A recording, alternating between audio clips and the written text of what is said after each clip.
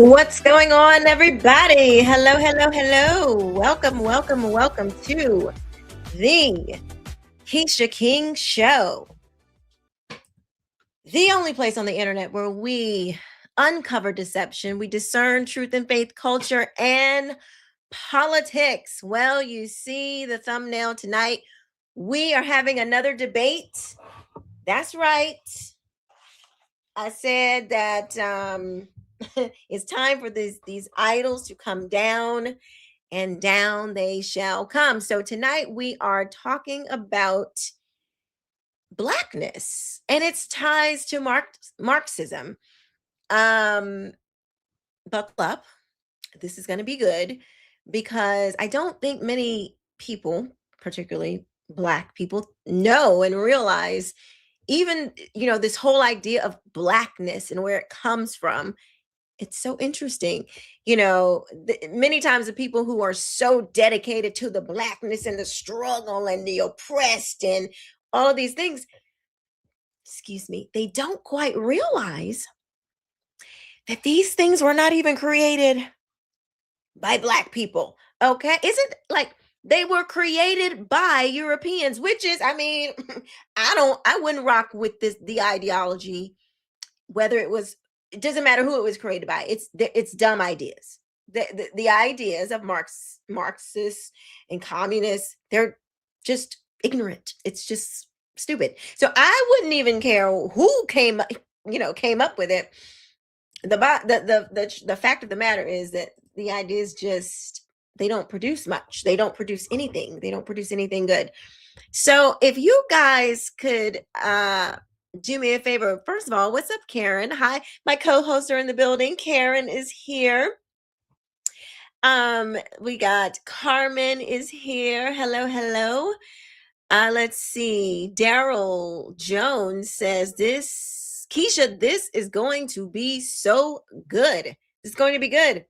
Daryl also says the truth is about to come out, and it will. The Bible says that the truth shall make you free. Denzel Early's has got the fist and just says Black Power. Yeah. Okay.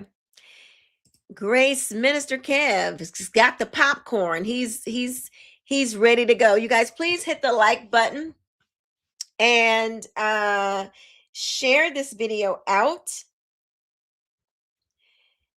I am hoping that our good friend Chuck can join us tonight. Tonight's not typically a good night for him, but I hope he can join us because this will be good, especially if we can get people to come up and debate. There's so many people that have so many strong opinions on Blackness, but yet when we offer the stage, I offer the stage, I offer my platform, I offer open discussion and debate.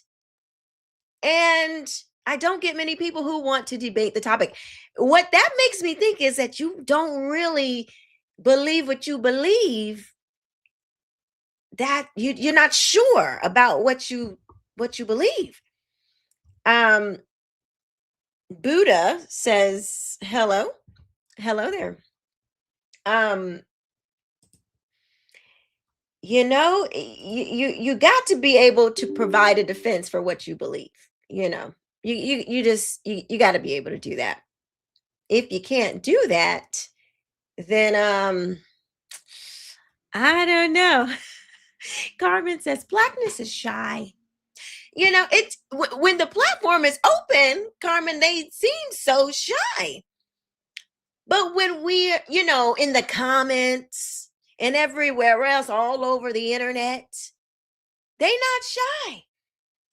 They got all the smoke. So, they're just outing themselves as basically like keyboard warriors. So,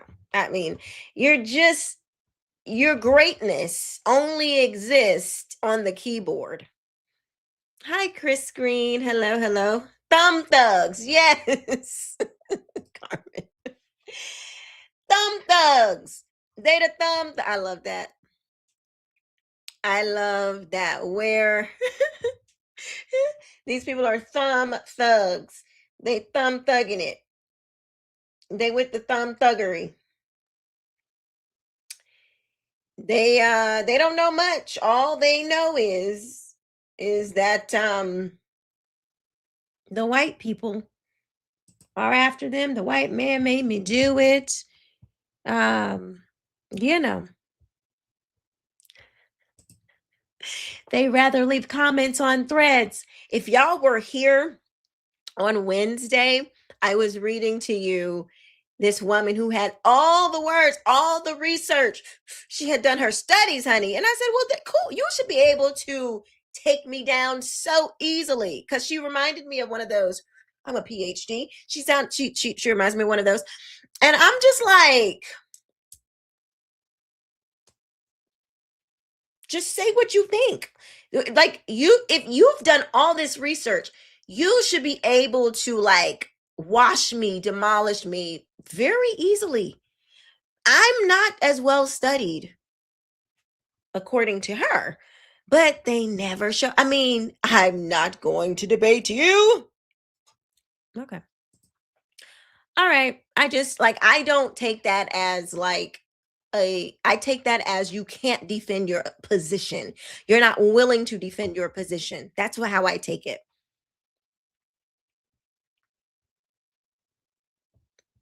Mhm. She's not Pan-African, I see. What is that? What is Pan-African? What is that? Help me understand what Pan-African is. Please help. Help me understand.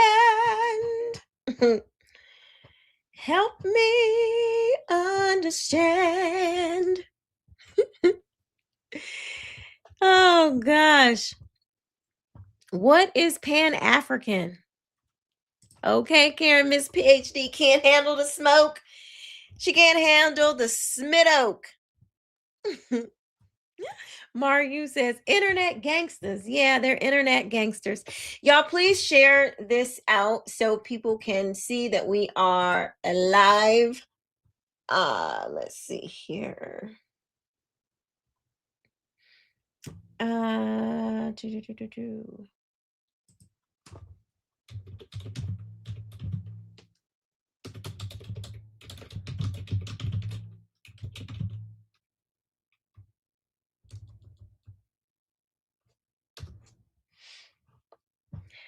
Let's see. Let's see.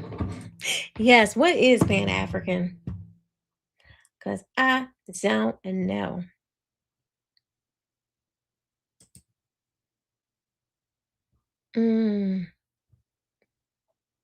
I do not know.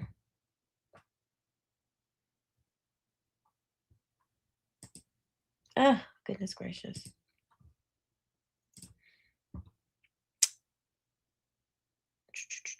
While we are doing that, I need to make sure that we are sharing this out. Hi, Megan. Megan is in the building. My co-host, y'all are in the building. I appreciate you. I want to read a few things to you guys while we are waiting on people to join. Let me just get this shared out.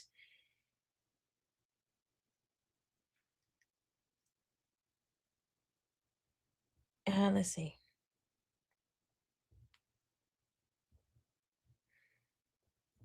Let's get this shared out so we can make sure people know that we are live.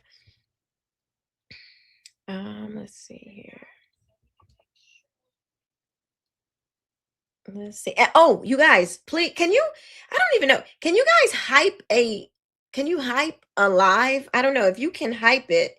Please hype this because we want to. The more we can get it pushed out, the more people will know that we're on and we're debating, and they can come up. So we definitely want to do that. We don't want to deny the people. We don't want to deny them the opportunity. Yes, and thank you for the gold hearts in the chat for your girl. Thank you. We are live. Debating where does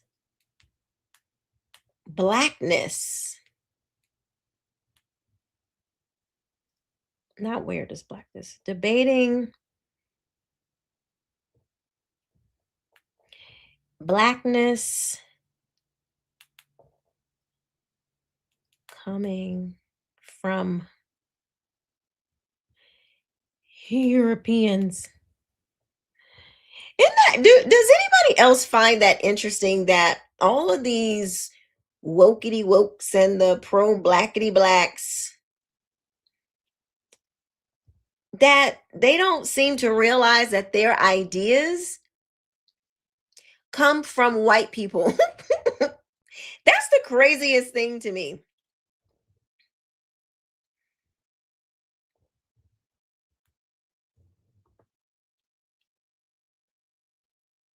It is so crazy.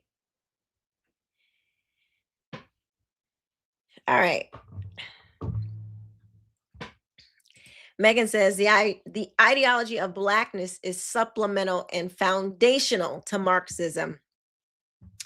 Foundational. It is a to be an African, you need to be from Africa. That you do. Keisha, they're not doing their research. They're not sending their best, Karen. They're not sending their best. Why aren't they sending their best? You know, especially with little old me being so not having a PhD. It's hilarious. Okay, but before anybody joins, so if you guys might remember the week before last, hopefully Chuck can join us soon. I don't know if he's going to be able to stay to debate, but he's going to get us going here. But I do. He mentioned this guy by the name of John Reed. And so, of course, you know, when Chuck mentions people, I try to keep I try to take notes and go and research these people because he's just truly a wealth of information. So I went and looked this guy up. And here's what I found. So, let's see. So remember when Chuck was talking about, he said that there was this, the Second Congress in Moscow in the 1920s, and there was this guy by the name of John Reed who made this suggestion that, you know, the Negro question came up. Now, John Reed was an American, and he came from a very wealthy family. And then, you know, once he started kind of getting out into the world, well, you know, that he was born, you know, in an interesting time with the wars going on and all that. Hi, William. Hey, what's going on? And yes, please hit the like button, you guys. Please hit the like button. Please share this video out, because the more that it gets pushed out, the more people will see it. It really does make a difference. So John Reed, he becomes friendly with the socialists, the Marxists. He's over in Moscow, and he brings this up. This is what Chuck was talking about. It says, the Negro question in America, speech at the Second World Congress of the Communist International. This is in Moscow. This was on my birthday, July 25th, 1920. All right. So it says, in America, there live 10 million Negroes who are concentrated mainly in the South. In recent years, however, many thousands of them have moved to the North. The Negroes in the North are employed in industry, while in the South, the majority are farm laborers or small farmers. The position of the Negroes is terrible, particularly in the southern states. Paragraph 16 of the Constitution of the United States grants the Negroes full civil rights. Now, I want you guys to listen to this. This is in 1920. This is before the Civil Rights Act, okay? This is 1920. And he says, paragraph 16 of the Constitution of the United States grants the Negroes full civil rights. Nevertheless, most southern states deny the Negroes these rights. In other states, whereby law the Negroes possess the right to vote, they are killed if they dare to exercise this right. Now, I think he's over exaggerating that. Negroes are not allowed to travel in the same railway carriages as whites, visit the same saloons and restaurants, or live in the same districts. There exist special and worse schools for Negroes, and similarly special churches. This separation of the Negroes is called the Jim Crow system. And the clergy in the southern churches preach about paradise on the Jim Crow system. Negroes are used as unskilled workers in industry. Now, I know that's a lie. Because we have the writings of Booker T. Washington, who was actually born a slave, okay? Who says something totally different than this loon. All right. Negroes are unskilled workers in industry. Until recently, they were excluded from most of the unions that belong to the American Federation of Labor. Yeah, here's the funny thing about that. You know, a lot of times people are always talking about, oh, the Negroes were excluded from this and excluded from that. The whole reason for unions, here's a little nugget of information. The whole reason for unions was because Black people had the skills. They had the skills that they learned during slavery. What did they think? That they were just going to have their labor taken advantage of and then not use what they learned? Of course they were going to use what they learned, and they were far more skilled. If you read Booker T. Washington's own writings, he says that in many cases when slaves got free, that the slave masters and their children were far less ready and capable of going into the workplace. Why? Because they had never obtained the skills to be of use. So when Black slaves got into, regular society, they had all the skills, and guess what? They were getting all the work. That's why unions were formed. So why would the Black people go and be a part of the union when the union was trying to give favor to people who didn't have the skill? That's how unions came to be. Okay, so this whole thing about this particular American Federation of Labor was infiltrated heavily by communists. So so he's highlighting them, but this union was heavily infiltrated. And okay, good. I'm going to end. My good friend Chuck, he's backstage. I'll let him get all settled in. He can pick up this where I am and take you and give you far more in depth than I can. So let me just bring him on up. Hello, friend. Hi, how you doing? I'm good. I'm glad you were able to join in, lock in for a little bit. Yeah, I'm gonna lock in for a little bit. I'm just gonna tell the audience, like I had told Keisha before, that Thursdays and Fridays weren't good for me, as far as doing live streams. I'm more so busy. Available on weekends, but I get it. Weekends people are out and about.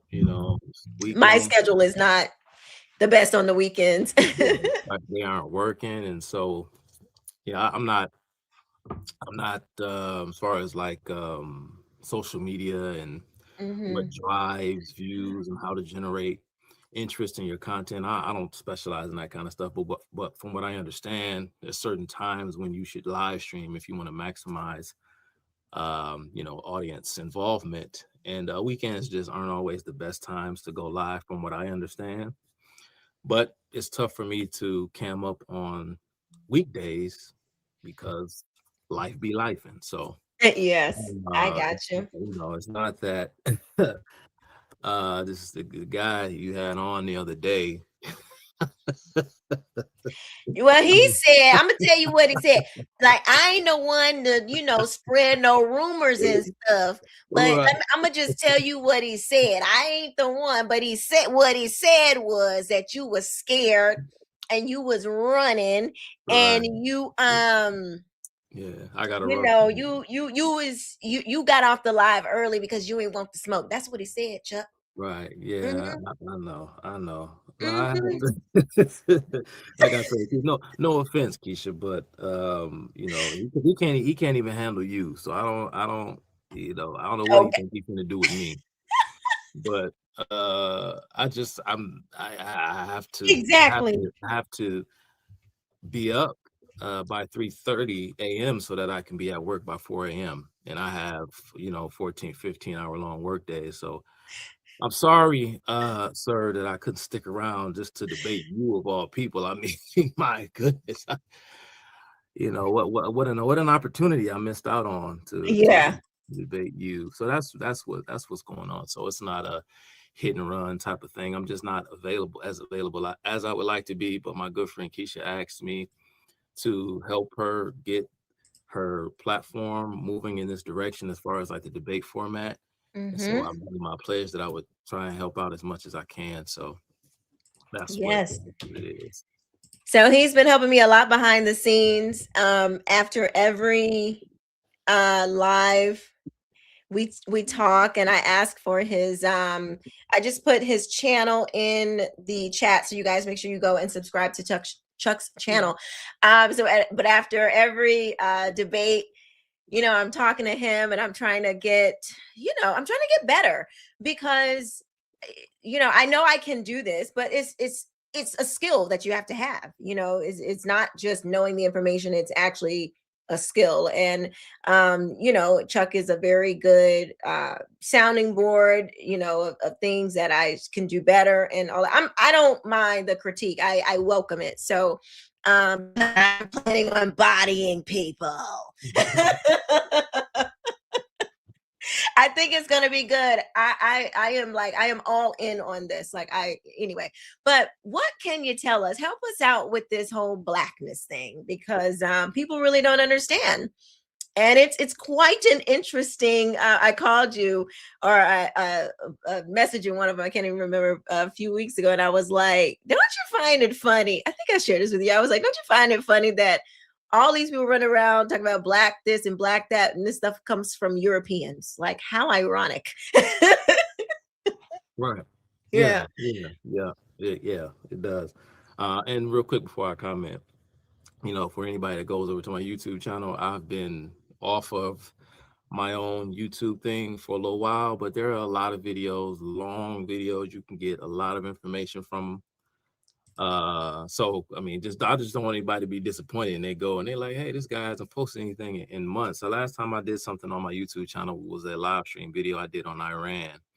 And I was supposed to be just one installment. I was going to do several series of a breakdown on the history of Iran and in the revolution of 1979. But fortunately for me, I was able to at least get the knowledge out on a larger platform, which was Keisha's. And, we've had several conversations on her channel about Iran. So, eventually I do plan on getting back into making content. And I've just been real busy. And if you all are familiar with who Chad Jackson is, you really need to go and check out my boy Chad Jackson. Check out the MLK Project, Motives Unmasked. Myself, Vince Everett Ellison, and Chad O. Jackson are the three main contributors, along with others like the illustrious Dr. Carol Swain, Mm-hmm. an associate of ours, a good friend of ours, Blanchard Robinson is involved. Virgil Walker is involved, a very prominent theologian, American theologian. There are a few other people involved. So the MLK Project, I just wanted to plug that real quick. If you haven't Yes. been Thank familiar, you. go to chadojackson.com. It's behind the paywall, but I'm telling you, the information is just, and I'm in it. I am a part of it. And when Chad Yes. releases these episodes, I am like blown away by what he does. And like I said, I'm in it. So it's almost like an out of body experience watching what he's able to do It with is. his documentaries. It is really good, you guys. This is the link for the MLK project. Uh, his Historia. Historev. Yeah, Historia. Historev. So So please check that out. It is phenomenal. And I just want to say this too. No, Chuck hasn't posted anything current, but there is so much information in the things that he has posted, particularly when talking about this topic, civil rights, Marxism, communism, just kind of everything in that area, even how Islam and commies have teamed up in the past. You got stuff there's a you will spend months just going through the content that he has on there now, even though he hasn't posted anything recently. So there is a wealth of information there. So I highly suggest you go and check out Chuck's channel and the MLK Project that gives even more information on these types of things that we're talking about. So please yeah, do that. especially on the topic of blackness or black theology, liberation theology, because of course, King and his contingent were liberation theologians. Mm, And so is there, like I said, a lot of stuff that's covered in that docu-series relates to the information that Keisha is going over when she does these live streams about black liberation theology. But to your question, Keisha, because when you're talking about theology and you qualify it with the word black, right? And then of course it begs the question, well, what does that mean? You know what I mean? Like mhm. what is black, or What is black? what is black, ness, a blackness is if you look at, I forget, it may have been Hannah Jones, but it may have been Kimberly Crenshaw, who was the author of the essay titled "Whiteness as Property." Okay, and so to understand blackness is sort of key in a more more modern or contemporary sense. Uh, to study her work and read her essay on what she believes whiteness to be, and then from there you'll probably gain a firm understanding of what the modern these modern activist academics Is actually that think. this is a Cheryl Harris? Cheryl Harris, I'm sorry, Cheryl Okay. Harris. Okay. Cheryl Harris's essay, Whiteness is Property. Yes, Cheryl Harris, Kimberly Crenshaw, Nicole Anna Jones, the That's a three new ladies. name. I haven't heard of her. Yeah, For Cheryl Harris. new for me. Hmm. Yeah, she describes whiteness as a form of bourgeois property, right? Just like the property owning class, right? Mm-hmm. Capital is a form of bourgeois property. Mm-hmm. Okay, and in the kind of racial Marxian paradigm, whiteness is a form of bourgeois property. Mm. But of course, the idea and the concept of black or blackness, it goes a lot further. It goes back further than Cheryl Harris. Even I think her essay was published, I think, sometime in the 1980s, maybe early 90s. I'm getting 1993 in my head, but I don't know. But No, oh, you're right. June 10th, 1993. That's yeah, correct. there you go. So somebody in the comments said something about Pan-Africanism and said, okay, well, she's not a Pan-African. Well, Yeah. I don't know if the person who made the comment has actually defined what that means, but the term pan, okay, it's Greek. Its etymological origin is Greek. Okay, pan means whole or every. Mm-hmm. Like, I don't know if you ever heard the term Pangea, right? Like, Mm-hmm. I guess I don't even know the type of specialist who would study this kind of information, but there's a theory that the Earth's land mass was one right? One whole, and then it. Land. I think right, and it eventually broke apart over millions and millions of years or whatever. However, Mm-hmm. they claimed that it happened, and that mass was called Pangea. You know what I mean? And so, Pangea, panacea, pandemic, something that is whole, something that spreads across an entire, group of individuals. And like I attempted to explain previously, the reason why the question stumps some people, or they stammer out of the gate trying to explain what it means to be Black and what Blackness is, was because those who fomented this idea thought it best to completely ignore the question altogether, right? So as to formulate an international proletariat that transcends those petty differences, that cultivates forms of false consciousness amongst individuals who are phenotypically African, or Mm-hmm. what a biologist will refer to as those who have quote unquote Africoid phenotypes. Okay, because that's what we do when we classify on the basis of race. We're talking about physical traits. And so Right. therefore it gets a bit subjective, because theoretically speaking, you can classify people racially by a multitude of different things. And depending upon the socio-political context, and depending upon what country you find yourself in, such and so forth, you'll see that certain um, uh, whether it be countries or certain civilizational contexts, they define racial categories differently than how we define them here in the United States. But Mm-hmm. the idea of Pan-Africanism was to create this sense in the minds of those on the mainland, that is the continent of Africa, and those throughout what we refer to as the diaspora, to convince them that they have a mutual interest, that they are all one. Now, just me saying that, a thinking person, a critical person, knows that this is completely ridiculous. Just, I mean, at on its face, it is Mm-hmm. completely ridiculous. Somebody asked you a couple of weeks ago if you were familiar with Frank Zanu. I'm gonna tell you guys something just real quick to give you an insight.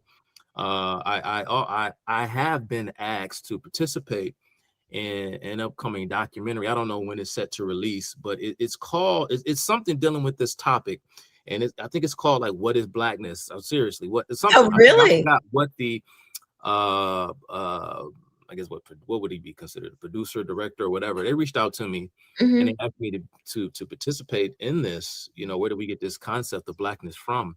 Mm. And one of the people he claims is said to also be a contributor to this documentary is Frank Zanu. So I may be in a Mm. documentary with Frank Zanu coming up, and he talks about this a lot. Frank Zanu, he's a native of Benin, right? He is an African himself. Okay. And I first became familiar with Frank Zanu because he has his own YouTube channel and maybe his own research institute. It's called the Zanu Project. I believe that's what it's called. And he sits down and he just has conversations with people. And Okay. he was talking to a couple of young, Black adults. And they brought up this whole term of Pan-Africanism, and he just completely made a fool of them. He said, "What are you talking about? There is no such thing." So why is it that Black people are the only people who act this way? We even refer to Mm-hmm. ourselves as brothers and sisters. He's like, "I don't know you. You don't know me. What are you talking about? There is no. This is asinine." And you should have seen when you had a native African, someone from Benin. He said, and Mm-hmm. he specifically said, "I am from the so and so tribe. That's my group." Now you had a discussion with this guy Aaron. the other day, Aaron. Right? I keep Mm-hmm. forgetting his name the other day, and at some point during the debate, you all were talking about race and nationality and ethnicity and these Mm-hmm. sorts of things. And sometimes there is a small bit of crossover, but these things aren't merely semantic. But he foolishly described himself as ethnically African, which he Right. chided you for asserting that Africa is not a nation; it is a Mm-hmm. continent. And of course, you Mm-hmm. knew that, but in Mm-hmm. his mind, Africa can connote ethnicity, uh, so as to suggest that the whole of Africa is relatively homogeneous and uniform. Mm-hmm. And that's just not the case, because prior to the term, I guess, ethnicity, which is, I guess, a far more politically correct term. Prior to, we simply referred to different separate groups of Africans and, those from other parts of the third world. We use the term tribe. A tribe, that's right. Now we have been programmed and discouraged from using the term tribe because it had too much of a primitive connotation. So we stopped using that word. But Africans don't see themselves as all being African. And so this is what the term Pan-African comes from. Wait a minute. So Africans don't even see themselves. They more so identify with their tribe than they do the continent. Exactly, because that makes a lot of sense. Because for the greater part of human history, and once again, I don't mean to debate his points while he's in absentia, but I have to bring this up because it was mentioned on your show. But he made reference to a passage in the Bible where Paul was describing the different types of churches by way of the people who attend them. But if you go back to the time of Paul, that is a gross misnomer. Because if you, of course, read the biblical literature, peoples, define themselves by groups based upon lineage and what quote unquote house you belong to. Because peoples of yesterage had no conception of DNA or genealogy. They didn't understand DNA. They wouldn't have understood that. And so you can't speak on, in these kind of 20th, 21st century biological terms to an ancient peoples who had no conception of DNA. It doesn't work that way. I mean, for Christ's sake, we only discovered the existence of the germ, 150 some odd years ago. Okay. So, and I think it was a Jew too, if I'm not mistaken. Yeah, it probably was. It probably was. If I had to guess, I was a Jew. I think it was a Jew. So what you get in Africa, Keisha, and this was key within the context of the Cold War, because once European, empires began to recede, and after World War II, many of these European nation states that once held territories all around the world were financially devastated and really morally devastated, even though the Allied powers that quote unquote won the war. I mean, of course, they did win the war, but of course the war was still raging because we had to then look inward. And what I mean by look inward is we had to look across the Atlantic to the east at our former allies, because now it was time for us to take down a new totalitarian empire, which was the Soviet Union. Okay. And so oftentimes what you would have in these African states that were vying for their independence during the this wave of nationalist sentiment that began to sweep across Africa and parts of Asia and parts of Latin America and so on, is you had these individuals or these Africans who were reintroducing the country to these centuries old beefs that they had with other Africans who were not part of their tribe. Because, again, African people they are very, very tribal people. Like I said, if you were to go to Africa and it will plop you down in some random country somewhere, again, phenotypically, the people may look similar. And you from the outside looking in as an outsider, you wouldn't be able to distinguish what ethnic group is what.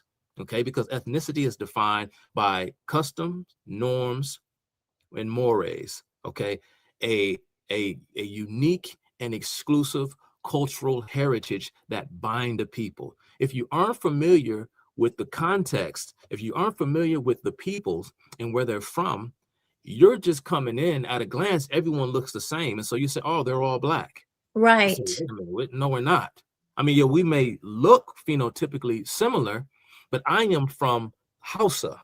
I'm a Hausa, or I'm an Igbo, or I'm a Fulani. Those are the three major. I got a reference that the young people, the girls in particular, that would remember. Y'all remember on Clueless when what's her name? What was her character's name? Oh gosh, Alyssa. What is her name? Yeah, D and Cher and D. Cher, yes, thank you. When Cher, she called her housekeeper, she said something about she loves to help the Mexicans. In her house, like, I'm not the Mexican. She was pissed. Mm-hmm. because it's the same thing. It's the Mm-hmm. very same Oh, thing. they don't So play it. just so that's a reference that we can relate to. That's right. And so, and I bring it back to the Cold War, and I think this is important that we mention this because when a lot of these would be African strongmen, and then I'm talking about the history of Africa is, and I don't have to tell anyone in this audience, is replete with bloodthirsty tyrant after bloodthirsty tyrant. Okay. Hmm. And what would happen is when these peoples would scheme their way to the top, primarily through the ranks of the military, because of course, you hold the levers of force, you control the levers of force, right? In the form of a military. Well, then that's how you maintain political power. You maintain political power through arbitrary force. And so a lot of these poorer African countries were like, they were looking around and they would say, well, where are we going to get our arms from to put down would-be rebels from within our own ranks? Because you had rival tribes that were vying for the throne. They were vying for the seat of political power. And so that's how the Soviet Union was able to gain a foothold in Africa, because at the time, whether it was Leonid Brezhnev or whether it was Nikita Khrushchev in the Hmm. 1960s, 1970s, they were like, hey, we'll give you, arms, but, not only do you have to pledge allegiance to us, but, you have to do what we say in terms of, how you orchestrate your native economies, so on and so forth. And that's why Africa has been marred ever since many of these various nations gained their independence by poverty, was because many of them went the way of communism. And the interesting thing about it, Keisha, is many of these would-be African dictators, they were educated in the places like the United States. I mentioned this before, the United States and Hmm. France. They received Western liberal educations. And by this time, you already had radicals within the core zones of these various European empires. And many of these African dictators took these radical left-wing ideas back to their own countries, right? Hmm. Some of them, of course, did study in the Soviet Union, but many of them came to the West where Hmm. they were radicalized. And so once wars broke out, Keisha, between different tribes or different ethnic groups, if Aaron is watching, different ethnic groups warring with one another for control, okay, that's when the Soviet Union and the United States, of course, were involved in the global sweepstakes to determine the future of our planet. And the Cold War was really that serious. And so that's everything. So you have to understand how we uh, define Blackness, again, within the context of the Cold War, because the reason why we were, again, like I said before, Blackness, whether it be Pan-Africanism or, again, Black liberation or Black nationalism, and these were Western intellectual conceptions, okay, that were thought up for the purpose of creating an arbitrary unity amongst peoples to whom they viewed as being the victims of European aggression, Hmm. European imperialism, European colonialism, and so on and so forth. Because you had to ask yourself, what do all these people have in common? Well, they all look a certain way. Okay, they're all people of color, they're all Hmm. brown, they're all black, and this and that. And so the idea was, if the ranks of the third world, right, this kind of third worldism that became this new iteration of communism by the 1960s, right, they referred to themselves as the quote unquote new left. This was after the death of Joseph Stalin. The left had Oh to yes, redefine, I the remember this. left the left had to redefine itself, and they began to implement I guess a subgenre of Marxism, referred to, or I guess I'll refer to it here and now, as third worldism. Okay, Mm. because how do you push back against European domination? Okay, the colored peoples of the world must unite, because white folks are only 10 to 15% of the global population. So in fact, Mhm. whites are the world's minorities. And so in order to free the planet from European dominance, all peoples of color must unite. And so this is where the Pan concept comes from. And we were convinced that we ought to ignore things that mean something to us, but doesn't mean anything to our moral and intellectual betters who are going to tell us how to live, what to think, what to do, and who to associate with, to whom to associate with. Mm. And last point, Keisha, and you wanted to chime in, and I kept talking. No, go ahead. And I'll just say, you know, the term and the idea of blackness or being black. Remember, the term black did not become a popular refrain in the United States until the 1960s, the mid to late 60s. Prior to, of course, the popular refrain was Negro. But with the shift in the usage, or with the usage of a new term, came a new political orientation, a new outlook, out with the old, in with the new. Now, you can say that it was merely ceremonial, but for the purpose of this conversation, it is important that we document this shift, because the people who brought about this change, the folks who were demanding that Black folks cease and desist with the usage of the term Negro, of course, were these Marxist radicals, who Like would go Stokely on like Carmichael Stokely and Carmichael. Yeah, exactly. And it's so interesting, Keisha, you say that this term comes from white people, because I don't know if you know this, but the first ever quote unquote Black Power conference, I saw somebody in the comments say Black Power.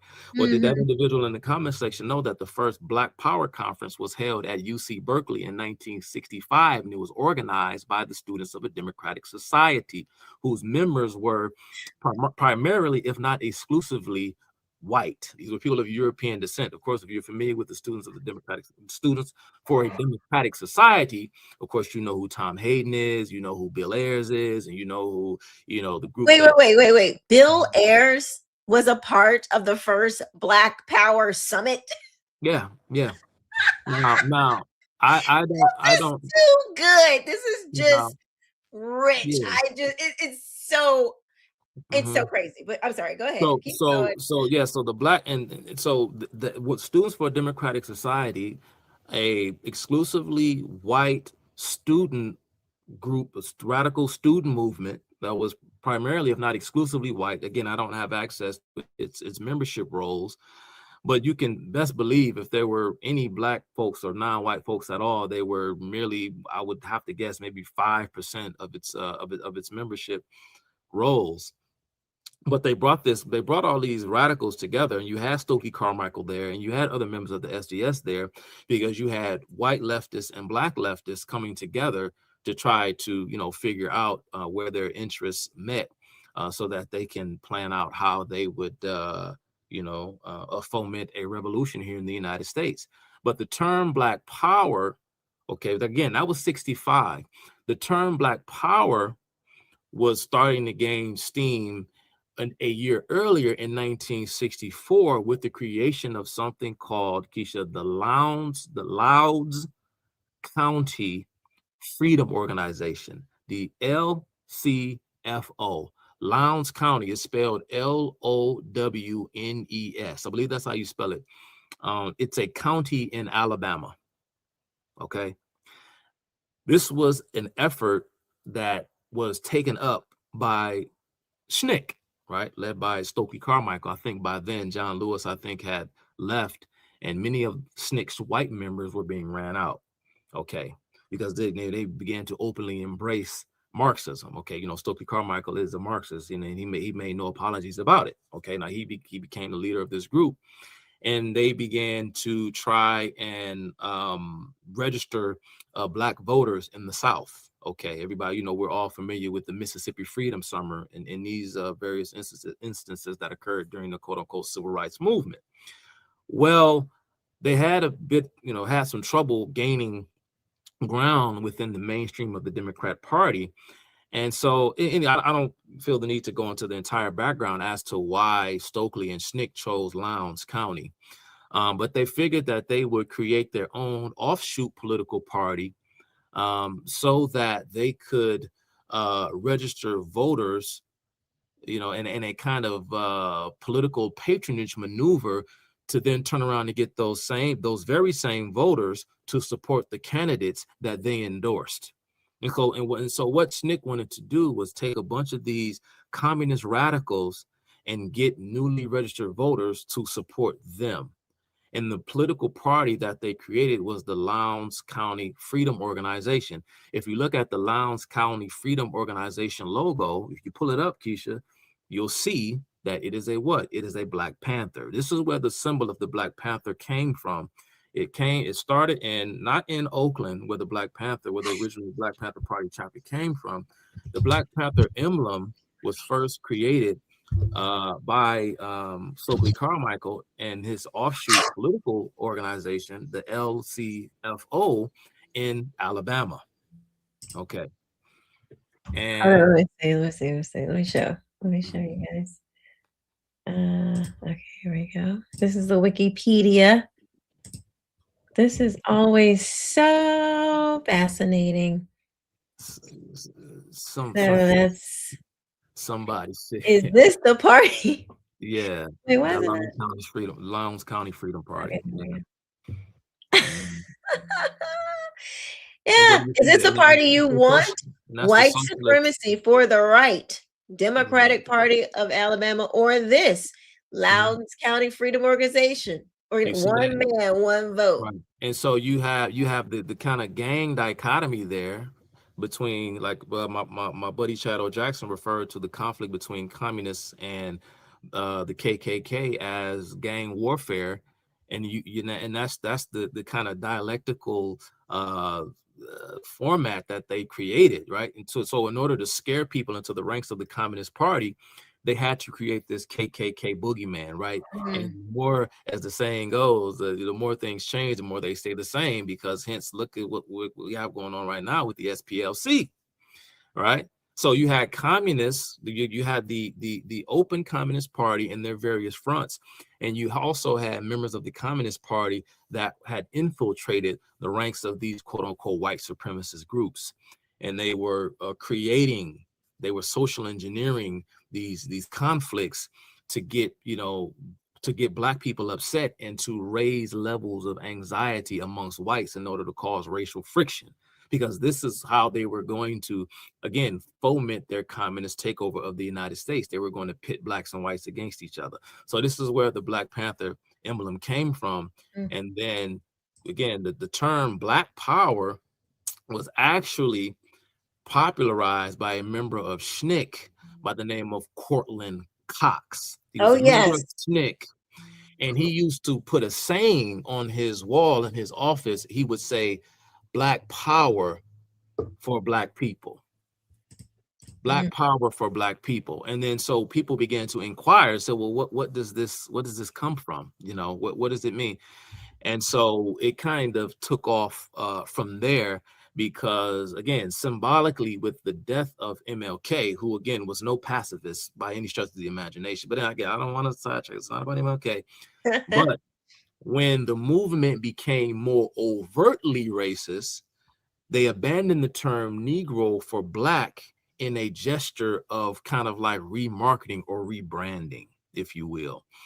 But and so I think it speaks directly to the thumbnail and the topic of the show. The entire term and concept of Black or Blackness, again, was a communist concept.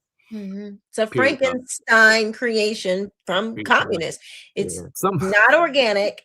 It is totally man-made. It's not from people feeling like, oh, they don't treat me like a human being, so I need to be, what do I need to be now? I need to go from, I don't want to be a Negro because that's not good enough. Oh, I know, Black. Yeah, and no, it didn't happen like that. This was a strategy. Because in their minds, Keisha, Black Negro, the word Negro symbolized the weak and passive, go along to get along, person, darker skinned person in the United States.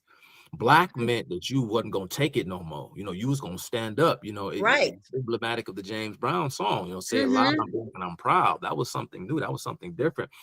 And again, it was meant to create, you know, a new kind of solidarity, not just for black, you know, amongst blacks here in the United States, but quote unquote blacks the world over. You know what I mean? No, you know, no matter how much other quote unquote black people in other parts of the world look at you and say, I'm not an American. You know, I know, Keisha, this conversation is not about the Black Panther Party, but let me just say, Well, somebody but say it's not about, but they kind of made black, become yeah, the popular. Black Panthers, yeah. Even, nobody really kind of kicked the tires on where Stokely Carmichael and I guess and Cortland Cox, like where they came Well, up with these ideas. Nobody bothered to ask them, as far as I can tell.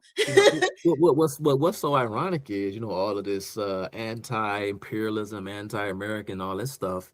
It's interesting because during World War II, there was an all-black tank regiment in World War II called the Black Panther Regiment in World War II. They were all black tank drivers, and they Really? became the Black Panthers. Yeah. Now. I don't know if there's any sort of connection there. I doubt it. It may simply be coincidental, but yeah, that's you know that's where. Not say that's not where it came from. 'Cause I don't know if that's what inspired the name, but I just think it's mighty ironic that there's that coincidence that exists there. But somebody in the comment section over on the YouTube chat, I'm trying to stay out the chat so I can stay focused because I'm gonna let you Yeah. hear it shortly, Keisha. But somebody who is actually trying to defend the Black Panthers, I think, they're talking about their free breakfast programs and all this stuff. Let me In just the say, in the chat? yeah, on the YouTube. Okay. Well, Somebody. this guy Saul Saul Orozco. Mhm. Public school is socialism. He's trying to be funny. Disaster relief is socialism. Mhm. What else did he says? JFK told why anytime anybody says like white people like this, Mhm. I don't know what to make of that. Why people to stop asking what their country can do for them and start asking what their slavery dependent white privilege ASSs can do for their country. Facts, facts. I see, like, I would love for this guy just come on up. Let's talk. Let's talk. Let's kick the tires on your ideas. Let's see. Let's see Okay. what you got. So we Anyway. got him, and then we got this one. When both of you walk outside, use black, Chuck. No matter Marxist, communist, or what, use be black. And days ain't nothing Jews can do about it because the white people calls you black. And that when the white man say you're black, that's all you's gonna ever be is black. Sorry, I Okay. had to go into Okay. my acting skills there. All right, man, fine by me. I mean, you know, I'm happy.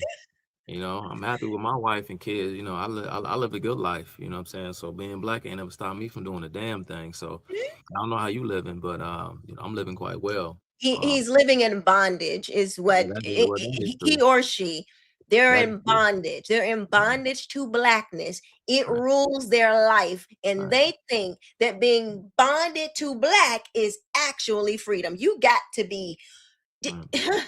my Yeah. God, you're Just bonded to something mhm, that literally doesn't exist. right. It's Yeah. a conscious, they say it's a Mhm. consciousness.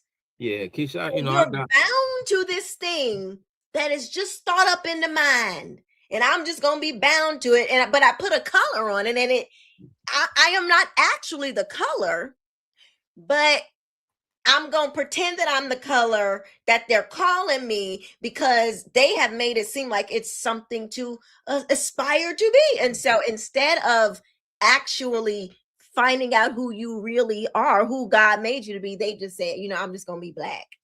And they right. settle for this pathetic, man made Frankenstein creation of blackness, and they are bound to it. And that thing, it is a stronghold. Yeah, It yeah. is.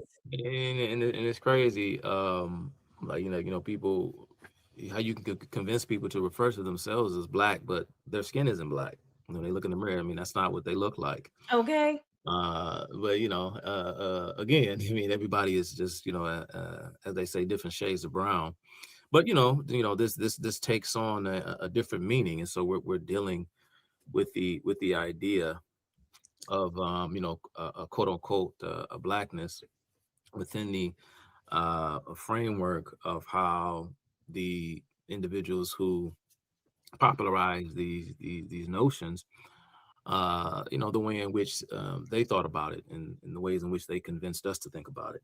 Mm, And so, there's nothing wrong. I mean, linguistically speaking, I mean, that's why we have language, right? That's why we as human beings, we have an expansive frontal cortex, and we were able mhm, to develop a system of abstract utterances that we call language.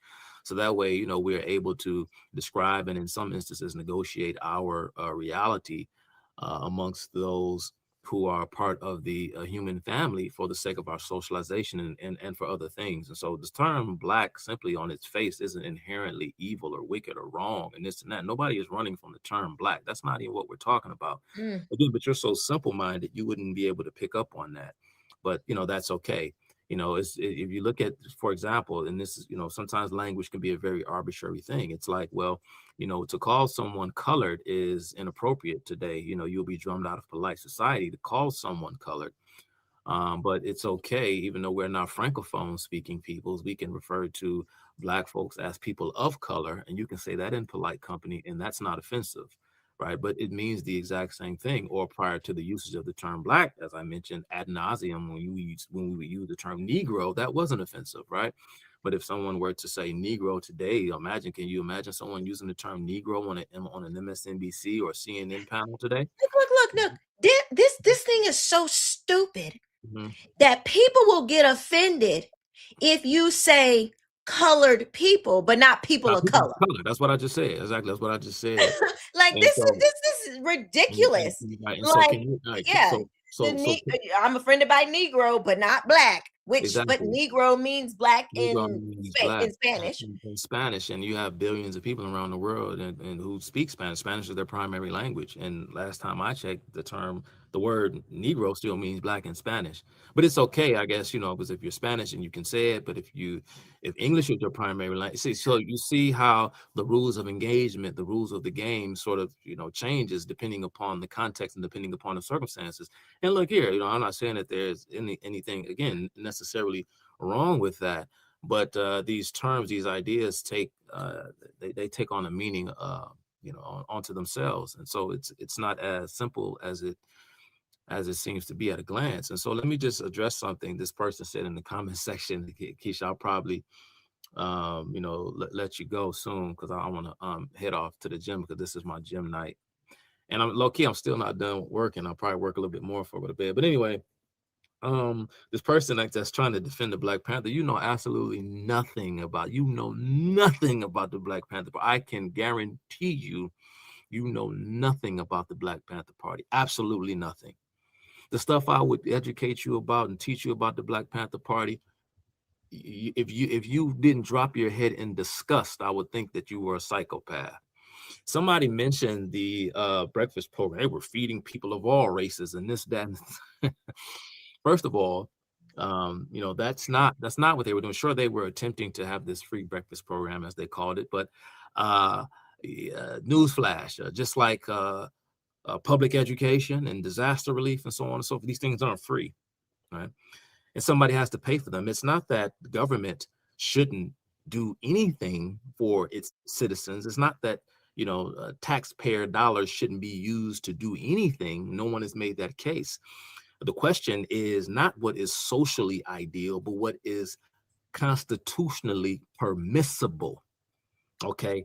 And we have to weigh the cost to solve certain ailments and certain issues, because sometimes it's not worth the cost, because many of our various efforts in order to alleviate certain problems or just provide people with certain things that we feel is a right, like a quote unquote, like a quote unquote right, like an education or housing Mhm. and so on and so forth.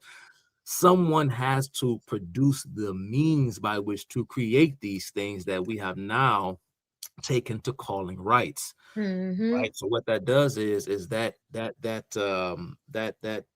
word I'm looking for? You as the producer of this education, you as a producer of a house and so on and so forth, you become emboldened to your fellow man, because what becomes one person, what is a person's right, inevitably or by default becomes someone else's obligation. And so you Mm. become a slave to someone else. But these Say are that people one who, more time. what what becomes, or what is a right for someone, for Mm-hmm. one person, inevitably or by default becomes someone else's obligation. One Right. person's right is another person's obligation. Yeah. Okay. So if you free healthcare, free housing, free education, free, Mm-hmm. what makes you think that uh you are old, or you by right have, that you have the right to someone else's labor? Where you get that from?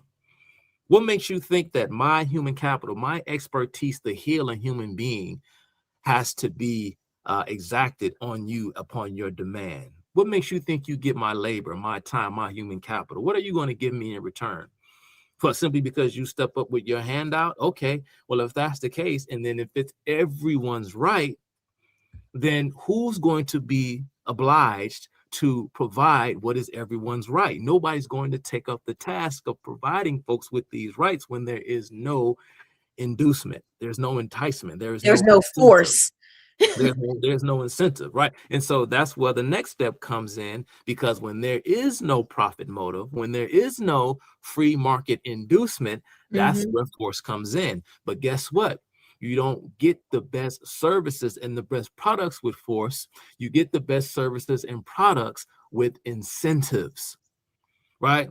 This is why the best slaves, this is why a lot of slaves were they were paid, because you didn't get good labor at the point of Oh, they work. ain't ready for that one, You Chuck. got They good ain't labor ready with for that. money, because countless slaves were able to purchase their freedom because they made money. My Anyway, I know you know this yeah, because I've said it a million times. My great grandfather was one of those men who bought his freedom. mm-hmm, If right. he never made money, how Mm-hmm. did he? Even the fiction film Roots showed Chicken George making money as a slave. George can come and go as he pleased. But Yeah. let me just say this. I mean, I'm trying not to call people names. Defending the Black Panther Party, because they're just ignorant. They don't know anything about the Black Panther Party. They only know about what they hear in rap songs and little drive-by appraisals that they've done. But the free breakfast program, okay, it was virtually useless. The children who showed up, so much of the food went to waste because these weren't hungry kids. These weren't starving children. There's no one in America starving. This hasn't been the case at least since the Industrial Revolution. The only time that America's been starving was in the days of, kind of like the colonial period, when, a lot of the earlier settlers tried to create these miniature communes that didn't work. That But didn't once we got, work. but once we got the ball rolling, baby, ain't nobody in America starving. I'm sorry. Okay. And so, what, America learned real quick. These little what, communes this is right. not gonna work. So, And so, they pivoted. Thank God they pivoted and changed.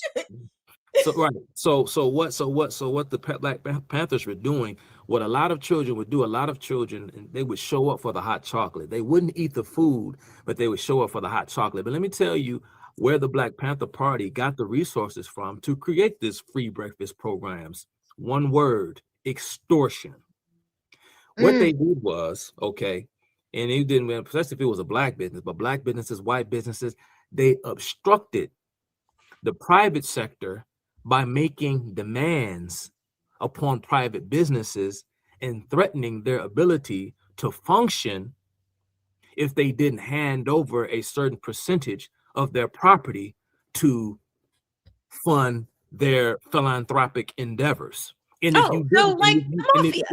like the mafia, because the Mhm. Black Panther Party was nothing more than a glorified gang that hid behind politics, and they used the ignorant sympathies of Of people like these Gumba, bleeding, like right, this. these bleeding heart liberals. They Mhm. use their sympathies to run cover to mask their crimes. It was massive blackmail. It was racketeering, massive blackmail and extortion. And if you didn't give enough, they would shut your business down. Business owners were murdered. Businesses were firebombed. Windows were broken out and destroyed. They organized boycotts. They even tried to organize a boycott against Safeway, but Safeway was such a massive organization, it didn't work. But that's how they were able to get the resources and things of this nature for their quote unquote breakfast programs. They muscled local businesses and threatened them with violence if they didn't hand their goods over. And of course, in exchange for your cooperation, they, they promised or made a pledge to leave you alone and to offer you protection. But of course, with all extortion rackets, the price continues to go up and up and up. But the killer part about it is, and I'm gonna end this here because we're only here to talk about. If you can, I want you to mention the literal violence. These people were murderers. They would do, and I'm not talking about just, they were evil, wicked, doing atrocious things to people. If you turn your back on them, if you like these people, they were not these nice, and we're feeding the community. They were wicked. I'm sorry, go ahead. If you could just touch on that just a little bit. Right. And the majority, of course, of their victims were other Black people. The only non-Black person that I could think of off the top of my, I could think of a couple. I could think of Carolyn Olson, who was murdered by Geronimo Pratt on the tennis court in 1968-69, and a woman by the name of Betty Van Patter, who did the books for the Black Panther Party. She was actually a radical who went in to try to help the Black Panther Party clean up their books. And, she figured out what they were doing, and Huey P. Newton ordered her to be murdered. And the hit was carried out by Elaine Brown and her select hit squad in the 1970s.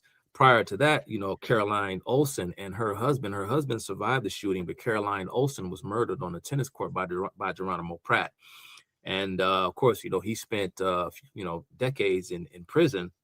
And it wasn't until the post O.J. Simpson environment that Johnny Cochran was able to successfully get Geronimo Pratt released from prison on some technicality that the court was not made aware that the primary witness that whose testimony and information led to the conviction of Geronimo Pratt was an FBI informant, but he was not an FBI informant. His name was Julius Butler, I think was his name, but he was not an FBI informant.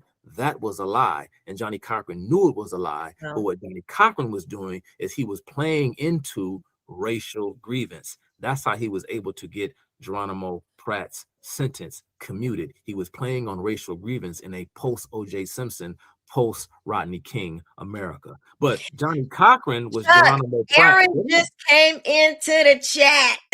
Okay, hold on. Well, okay, how you doing? Yeah, good sir. Johnny Cochran was Geronimo Pratt's original lawyer during in the late 60s, early 70s. I can't remember the exact time frame when his case happened, but Johnny Cochran lost that case. And this was the case that would, one of the early cases that would push Johnny Cochran into national prominence was the Geronimo Pratt case.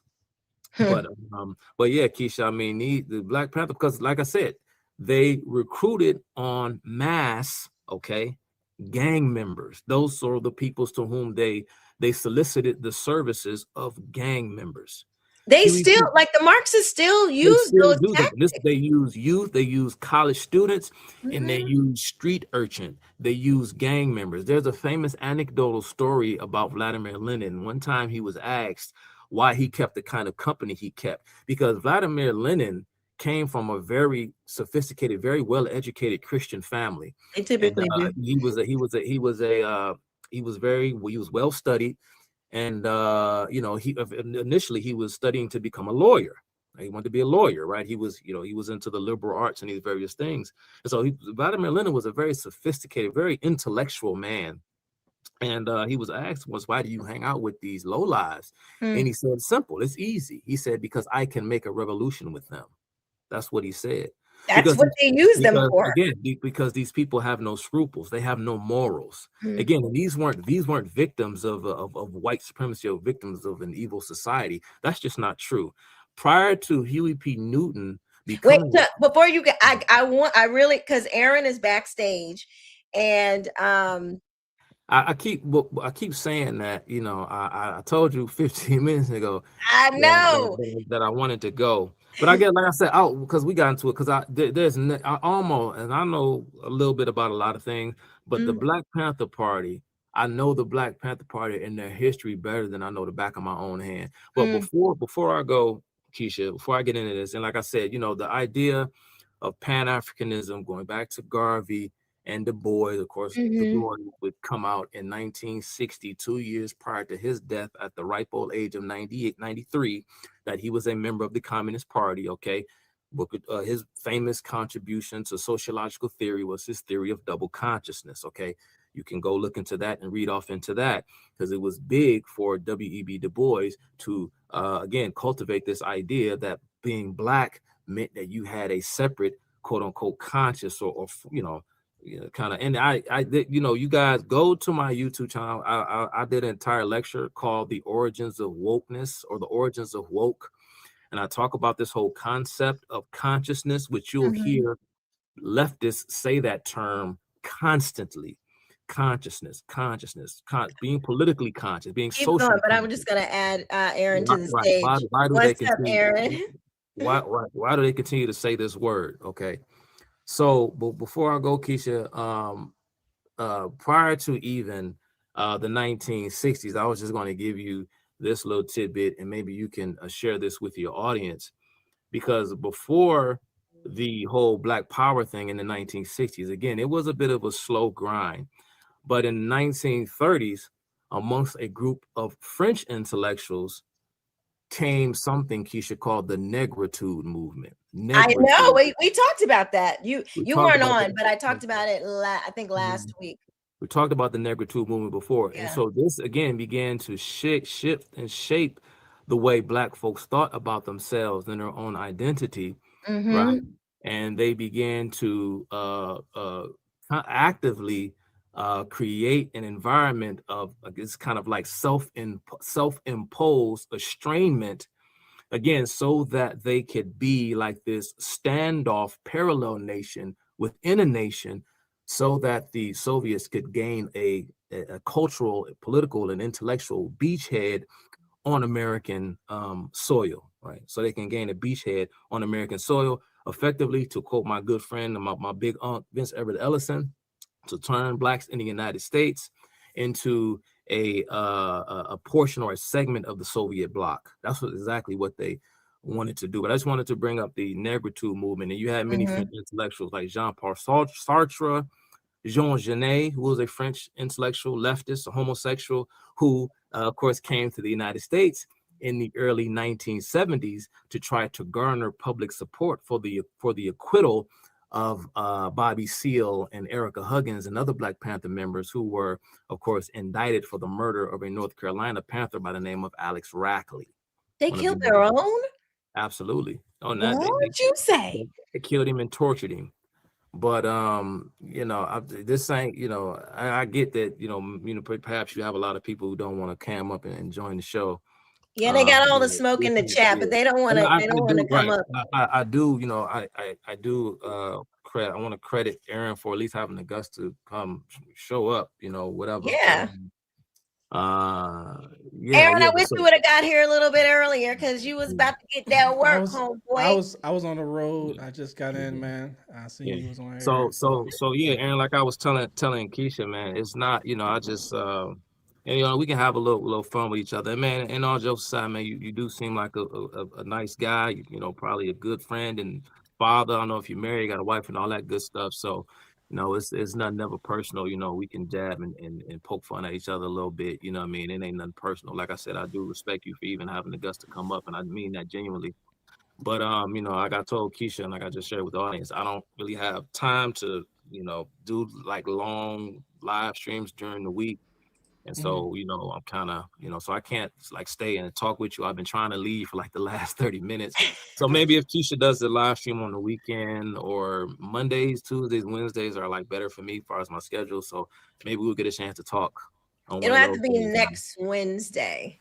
Wednesday Okay. coming up. Right. Well, y'all be blessed. Have a good weekend. Stay safe. All right. See you later. All right, man. Have a good Thank one. you. All right, bro. What's up, Aaron? How you doing? I'm great. I How are missed the you? smoke. You missed it. I was hoping. I was like, dang, I hope he come on. Because I literally I had this live just for you. Well, you changed the title. I thought we was talking about the black church is Marxist. It seemed as if you want to talk about blackness is Marxist, which I don't know. The black church, the blackness, the black church. Okay. It's all the same. It's to me. Okay. It's no any black in front of anything, because we know that it is beyond color. It is a political ideology. It's a they have many names for it. It's a consciousness, but it is a political. It's a political ideology. It's not. It's I mean, obviously it's not skin color, because none of us are like actually black. So we are clearly it has to mean something else when we talk about black church, whatever. Even when we're saying like blackness, where does that term come from? So I am saying that the black church is a Marxist idea simply because it has black in front of it, because that kind of that word, you know what, and thinking about what you were saying about the AME church, the African Methodist church, like, and Richard Allen and stuff like that, the term black wasn't even around. That idea of blackness, when I, like last week or last time we were on, I was saying, excuse me, I didn't think that he set out to create like, a political black thing. I think he was just, okay, we need a place to worship. But the black church was later created around the term the political blackness, and that comes from communism, Marxist. Okay. So it sounds, as I was listening to Chuck speak, there was a few things that I feel like I can agree with, but it's some misunderstanding. So would you say that when we're talking about black, right, we're referring to a group of people? Like if I were to describe you and say you are a black woman, right, would that be accurate? That would be accurate if we're just talking about my makeup, how we categorize people in America. But blackness and the black church, that's not talking about the actual person. They're talking about a political system.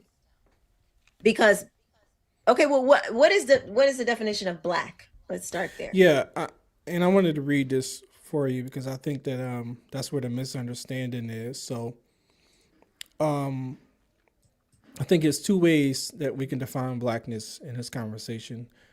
It sounds as if the way you guys are defining blackness is from a sense of it being political movement, a consciousness, that sort of thing, right? Am I right on that? Yeah. Yes, but how do you define it? Well, that's what I said in our last conversation. So let me go ahead and read this for you because I think this would be perfect here, and then you can tell me what you think about this. So let's see.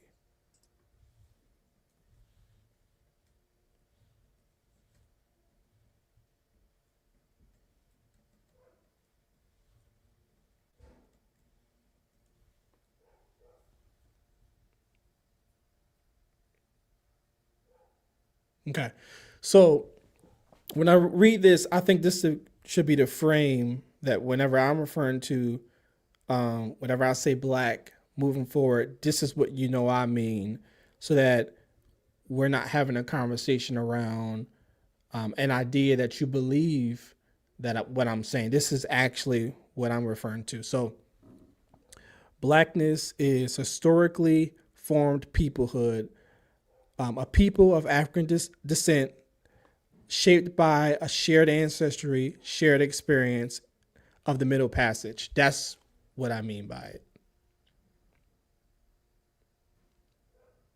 I can't hear you.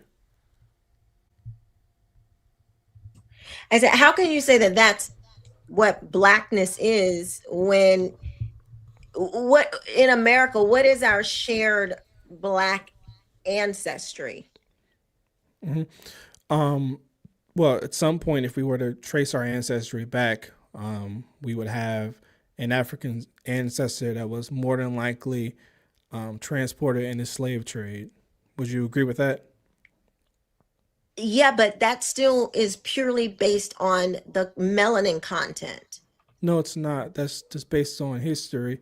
We have a No, shared history, shared ancestry. but here's the thing. When you're talking about ethnicity, like we were talking about, like this is part of what Chuck was saying when he first came on. When you're talking about ethnicity and shared ancestry, you wouldn't I would, just because I'm Black, if I went to Ghana Okay. and I went to, like, there would be a shared ancestry and culture amongst Ghanaians, but it Mm-hmm. wouldn't be the same thing amongst Nigerians. It's totally different. That's why that's the clue that tells us that Blackness is more than just skin color, because I see, okay, you got melanin content, you have a high level of melanin, but that doesn't tell, I don't know anything. You could be an African, you could be Okay. a Ghanaian, you could be a Nigerian, I could be, Ghanaian, but we don't have anything in common. Like, even as far back as, like, the 16, they really did not they didn't, even within a country, there would be warring tribes within the country, and they would be highly pissed if you said, okay, well, because you got, we got the same melanin content, but we're from two different tribes. They were killing Mm-hmm. each other. They didn't have any shared, they did not look at each other as having shared ancestry. They didn't look Yeah. at each other So because their tribes function different. They believe different things. They wanted different things. And okay. that's how we know that Blackness is not just skin color. Okay. So this is actually making a point for me. So when we have the slave trade, you're arguing that we have a mix of different Africans who are all African, but they have different ethnicities, right? Different languages, different Hmm. spirituality, et cetera, right? Yes, because Africa is a Okay, continent. It's not a correct. country. Okay, so what happens with slavery is that all of that is erased. Why? Why are all a distinct culture, different languages, different ethnicities? Why is all of that erased? And black Because people are just seen as a monolith. Why? because when they came to America, Mm-hmm. throughout their growth and different moving around, they learned English. They started developing new practices. You mean They forced to learn English, right? I'm sorry. You mean forced to learn English. You mean forced to intermix with each other. So you have this person that might be Yoruba and this person might be Igbo, but these two would be forced to intermix with each other, right? No, I mean, not necessarily, but I mean, that's what happens when people, regardless of slavery, when people move around, that's what happens. Like that has nothing to do No, that. that's Like, not what happens. That's not true. oh, it's That's not, not. it's not true that when people move from one place to another, that they don't adopt cultures and language and things of the culture that they're moving to. Yeah, it's a difference between what you're describing and what historically happened. You agree that the reason, as descendants of Africans, which you would agree you are a descendant of an African, right? I'm a descendant of many different people. Don't describe themselves in the way that you're trying to force human beings into. Even if this was not, even if we weren't talking about Africans, if we were talking about Germans, nope, they're if they were talking amongst themselves, yes, they are European, but they're not like, yes, I'm European. They're going to say I'm German, because being German means something. Okay. You They can't can. just Okay. erase, you So can't just say, well, we're gonna wipe all that out. We're just gonna say German because you white. I okay. mean, we're just gonna say European because you're white. Nobody talks like this except Black Americans who try to hang on to this African lineage. It's not real. It's not real. And furthermore, the term Black, which we are still, I guess, trying to define, did not even exist back then. They didn't look at each other as Black. What language do Germans speak? German? Okay. So when we can, would you agree that we could, someone who is from Germany or German, you would agree that these are Europeans, right? Yes. Okay.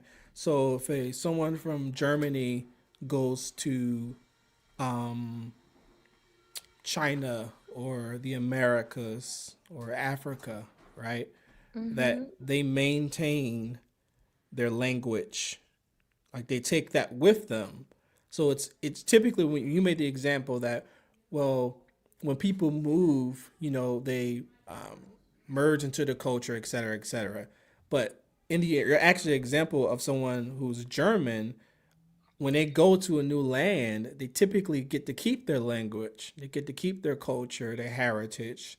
They get to understand and have their history and stay connected to who they are as a people. But for some reason, in the Americas, there's a particular group that wasn't able to have any of those things. So now we're having a conversation about how that group of people should refer to themselves as. You don't see that there's a distinction between what we're doing with that group in comparison to all of the other groups that we could mention. What I said was regardless of slavery, because that when people move, if you decide to move, or if you were conquered, if you were in our situation, in America's situation, slaves were traded. African people from the western part of Africa, Mhm. Africans traded their own people to Europeans. Okay. They voluntarily traded their own slaves. Okay, they, Africa had slaves when the Europeans went there. They already had slaves. That was a thing going on. Slavery didn't even end in at least the western part of Africa until the 80s. So they've been, slavery ain't new. I know we try to act like, oh my God, yes, it's a terrible thing, but it's not new. It is a Yeah. thing, it's an evil thing that has been going on for a very long time. Anyway, back to what we're trying to nail down. Okay. Clearly, Black Mhm. today, or at least since the 60s, does not mean skin color. They didn't call themselves, they didn't look at themselves, you know, uh, as another, a How different about type of Negro? human being or anything How like about that. how about Negro? Yes, that's what they were called, That's from what. Yeah. the Spanish word negro. That's a Yeah. real word What's that the? Are you is familiar in with what existence is the today. what is the Negro League? What is that? That was a Black baseball league, if I'm not mistaken. Okay, is that referring to a group of people, right? Negroes. When we say Negroes, we're referring to a group of people. Hmm. Okay, so when we say black, we're referring to a group of people. So you could say, well, I don't agree and I don't accept the definition of black. I think it's a um, weak categorization. I don't think we should categorize people on the basis of their color. We should find a different category. We should say something else, right? Is that what you're arguing? No, I am saying that the term Black, blackness and being black comes from a Marxist ideology. What about being a Negro? No, that doesn't, that didn't, that was just, that is a real, Negro is a Spanish word for, that means black. Okay. They were just using it as a category of people. They were using it as a category. That's the same thing black is, though. No, it's not. Okay. So black, they. So when you say Black American, right? I'm a Black American, right? Yeah. There's nothing inaccurate about that. Like, you can't say, well, that's political. No, I am quite literally a Black American. And so I would assume so are you. Okay, let me show you something. This is not really debating. I just want to, because we can even get to the debate because you don't understand. You really don't know where black came from. You don't know. I don't understand why you're saying I don't understand when you disagreed what it is. Because from our very first debate, okay. You said you knew in our first time we talked that black was more than race. But now you're trying to tell me. Not black. No, black is more than race. Black can be described in multiple ways, but today you're debating with me, and I've given you a definition of black, and I'm giving you a definition of for example, when we're describing the black church, this is what we mean. We're referring to a historical people group that exists in history. That's who we are. So when we say black church, that's what we're talking about. Okay, but if black is merely race, is just a people group, then why would you need a separate people group when you were talking about the church? Why would there need to be a separate, segregated? Who's separating them? You are, with your insistence on there being a black church. Yeah, so I think there's two things, right? People exist in different contexts all over the world in different places, right? So if, let's just say hypothetically, right? I'm gonna give you a story and you tell me what you think about this, right? If someone walks up to you in the street and they say, excuse me, ma'am, hola, I'm looking for a Hispanic church. How would you respond?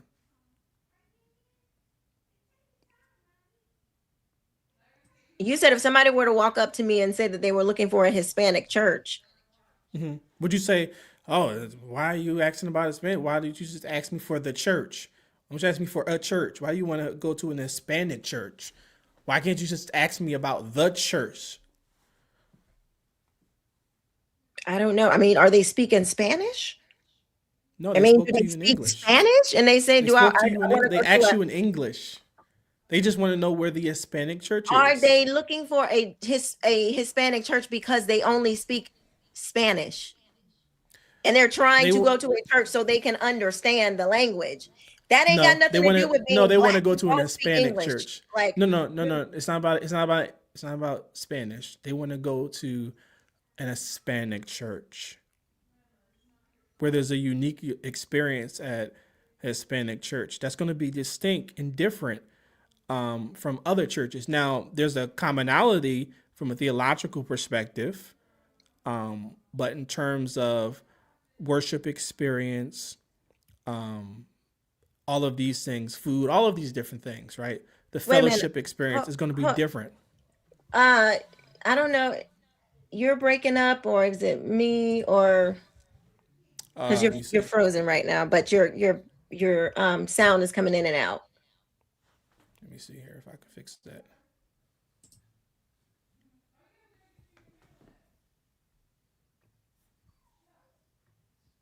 Okay, I think that's better now. Yeah, I think you're good now.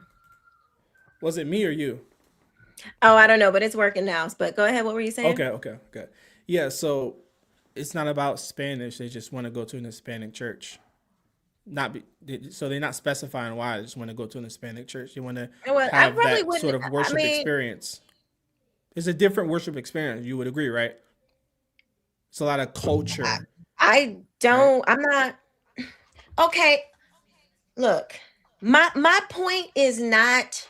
You can have a group of people who worship differently, who like this kind of music, who like You this just type can't call them the group. You can't of what? say that's a group of Black Americans, or that's a group of um, um, Jews, or that's a group of Gentiles or Koreans. We can't do that. We just got to say that's just a group. We can't specify what the group is.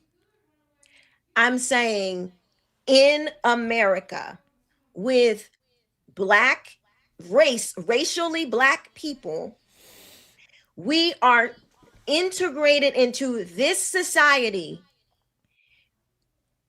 Black church only exists here, and it is a particular thing. It don't exist. There is no like Black church. It doesn't exist anywhere but here. There's a reason for that. Because Black is it doesn't mean race. I don't know, like their own words, their own the people who created Black, this is what they say. This is not what Okay, I so think. These are can you what the show me these people? Marxists say. Can you show me these individuals who are Marxists that created the group category of Black? Can you show me that? Okay. All right, so I'm going to show you this.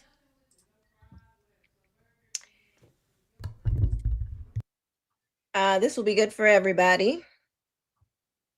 Let's see. How can I all right, we'll do it like this. Was explained to the American comrades by Moscow's agent of the brave. Hold on. More nations lose their sovereignty to Mark Lenin's strategy for the conquest of the All right. Ultimately, the revolutionary Ben Bella returned to Algeria and in due course established a regime of which he said, "We solemnly reply here that our socialism stems from Islam. We repeat before world opinion that we are not communists." All right, so this is where And there's so it has been, with but minor variations in one get country into after it. another. Divide the people. Create the appearance of popular support. Neutralize the opposition. Precipitate mob violence. Create the semblance of a revolution. An accurate summary of Lenin's strategy for the conquest of the world is as follows. First, we will take Eastern Europe. Next, the masses of Asia. Then we shall encircle the last bastion of capitalism, the United States of America. We will not have to attack. It will fall like overripe fruit into our hands. Let me just pause really quick. This is called Anarchy USA. This is the film by G. Edward Griffin, and it was produced in 1966. It is talking about how the communists infiltrated America. And this portion is talking about how it targeted Negroes. Now, this is they were using the word Negro, but watch how the language changes. By October of 1950, all of Eastern Europe was securely locked behind the Iron Curtain. By the summer of 1954, the greater part of Asia had fallen to the Kremlin's strategy and tactics. And each year, more nations lose their sovereignty to Marxist intrigues or degenerate into Soviet satellites as communism hastens to complete the encirclement of the last bastion of capitalism. America. And what of the United States? How goes the battle in the land of the free and the home of the brave?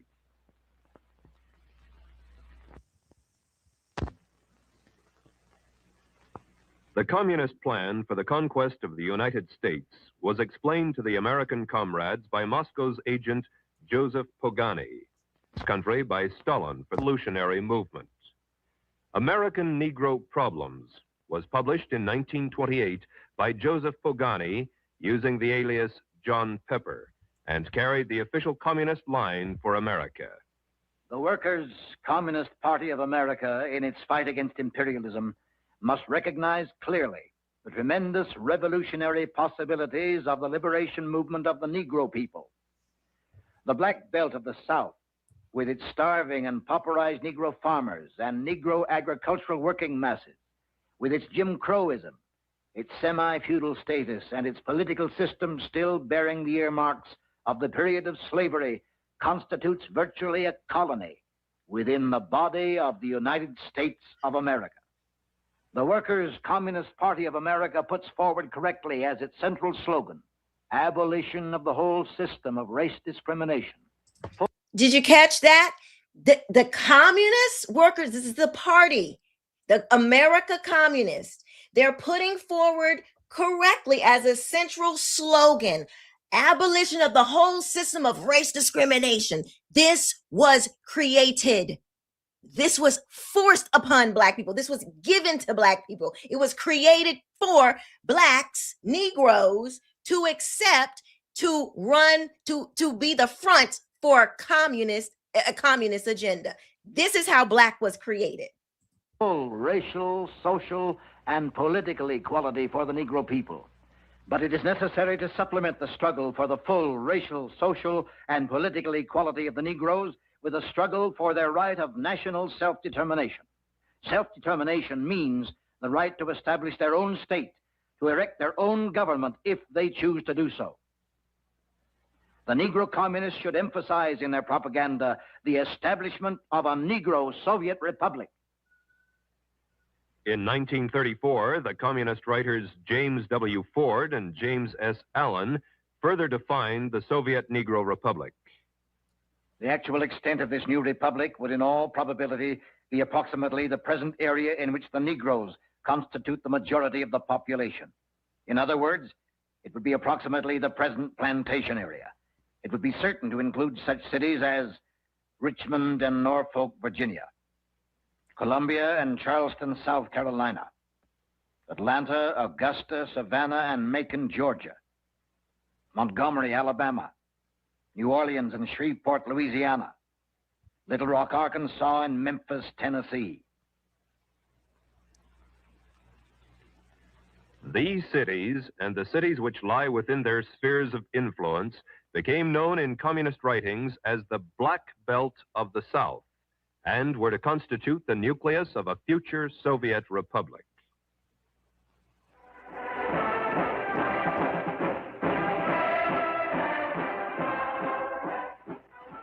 At the National Convention of the American Communist Party, held in New York City in June of 1940, James Ford, the Communist Party candidate for the Vice Presidency of the United States, said, "For the Negro in the South, my people, the Negro people of America, have in the Communist Party their best defender, the unfailing champion of their cause. I accept its nomination for Vice President of the United States." Now, I hope you guys can see that is a Black guy. He's calling himself a Negro. This is in 1940. So the term Black still was not present because the strategy had not been deployed yet. Not fully.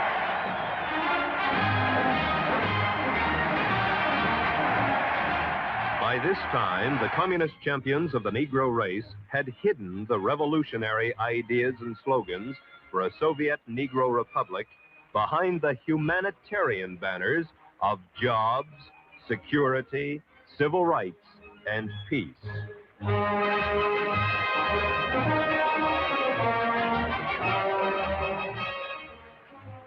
These humanistic issues were to provide the friction necessary to divide the American people and lay the groundwork for revolution. I am Leonard Patterson. When I was a young man, only 23 years old, I joined the Communist Party. I was a member of the National Executive Committee of the American Young Communist League. In 1930, I was the official communist candidate for election to New York State Assembly.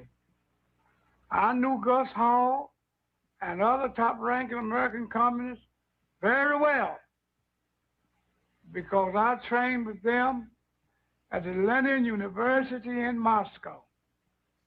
I joined the party because I honestly thought the communists were trying to help American Negroes.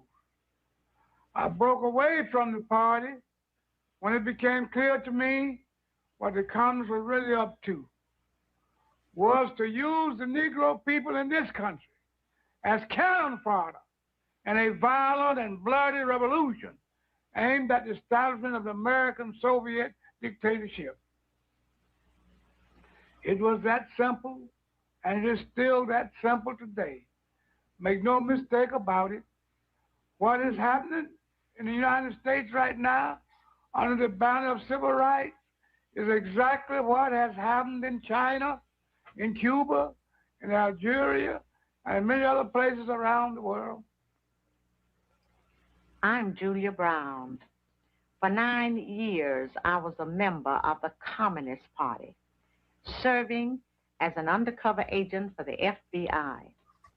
During that time, I learned that the communist conspiracy had been planning and working for years to bring violent revolution to America. It was to be a communist revolution, but the great majority of the American people would not be allowed to realize that until it had already happened. If all goes according to the communist blueprint, Americans will believe that the chaos and violence has something to do with civil rights. Our enemies were quick to find our weakest point for their attack. They knew that racial differences could provide them with an excellent wedge to divide our people. Their strategy simply has been to keep hammering on that wedge, to drive it deeper into our social structure, to open all wounds that have long since healed, and deliberately to create new ones wherever they can. Now he acted like a good nigga for the white folks. But I tell you, I don't want to even be around no more good niggas. I'm with them good Negroes. That's what they call Rodriguez, a good Negro. I want to be with the bad niggas because I know what's happening with the bad niggas. That's where I want to be. I want to be with the niggas. I want to be with the bad niggas who don't want to ride on the back of the bus no more. And this is what L. Davis will call you. And the bad niggas is not going to work for $18 or $20. No, I want to be for the bad niggas who going to register and vote. I want to be for the bad niggas going to swim on any God's beach where water is flowing. I want to be with this type of niggas. Now, this is in church. Okay? That man is in a pulpit. Because it is becoming political. The strategy behind the scenes was to use people like him and the first man, Leonard Patterson, and all of these people to be their communist front people, to mix in with to create groups or mix in with groups, infiltrate the group, and get them on the communist strategy to have their revolution, to take it over. Okay, so real quick, so that's let me see if I can get some understanding. So there was a attempt by the Communist Party to hijack and exploit and essentially take over America, right? Mm-hmm. And they specifically went after the Negroes. Mm-hmm. Were they successful in that? Yes. No, they failed. No, how? No. Okay, real quick. Why do you think we have a black church? Hold on for a second. Let me just make a point. So this is a quick Google search, right? And I want everybody to, I'm not making this up. I'm just going to Google. Oh, my goodness. So I'm going to Google. Blessed Jesus. Right? How many members, Black American, or let's say Negroes, did the CPUSA recruit? The ENT shop. This is Anarchy USA. Okay, it says. Okay. Let me look. Let me tell you something. Communist. He said it in the video. You might have missed it. He said, I think it was the narrator. I think he was reading something, but he said they didn't put this strategy up front. Remember when the guy was running at the New York Assembly? Yeah, but they were being exposed in real time, though. No, they weren't. You had people speaking out. What are you talking about? You had people in the video speaking out about it. This was speaking about how they left the party because they realized what they were doing. Yes, but we still had Martin Luther King. We still had a very if you don't really are you arguing that Martin Luther King was recruited by CPUSA? I don't know if he was recruited or did he volunteer. I don't know. All I know is that he worked with communists. He himself said that he was more aligned with the social gospel and more aligned with socialism in his own writings. He said this. The social gospel comes from, it's a communist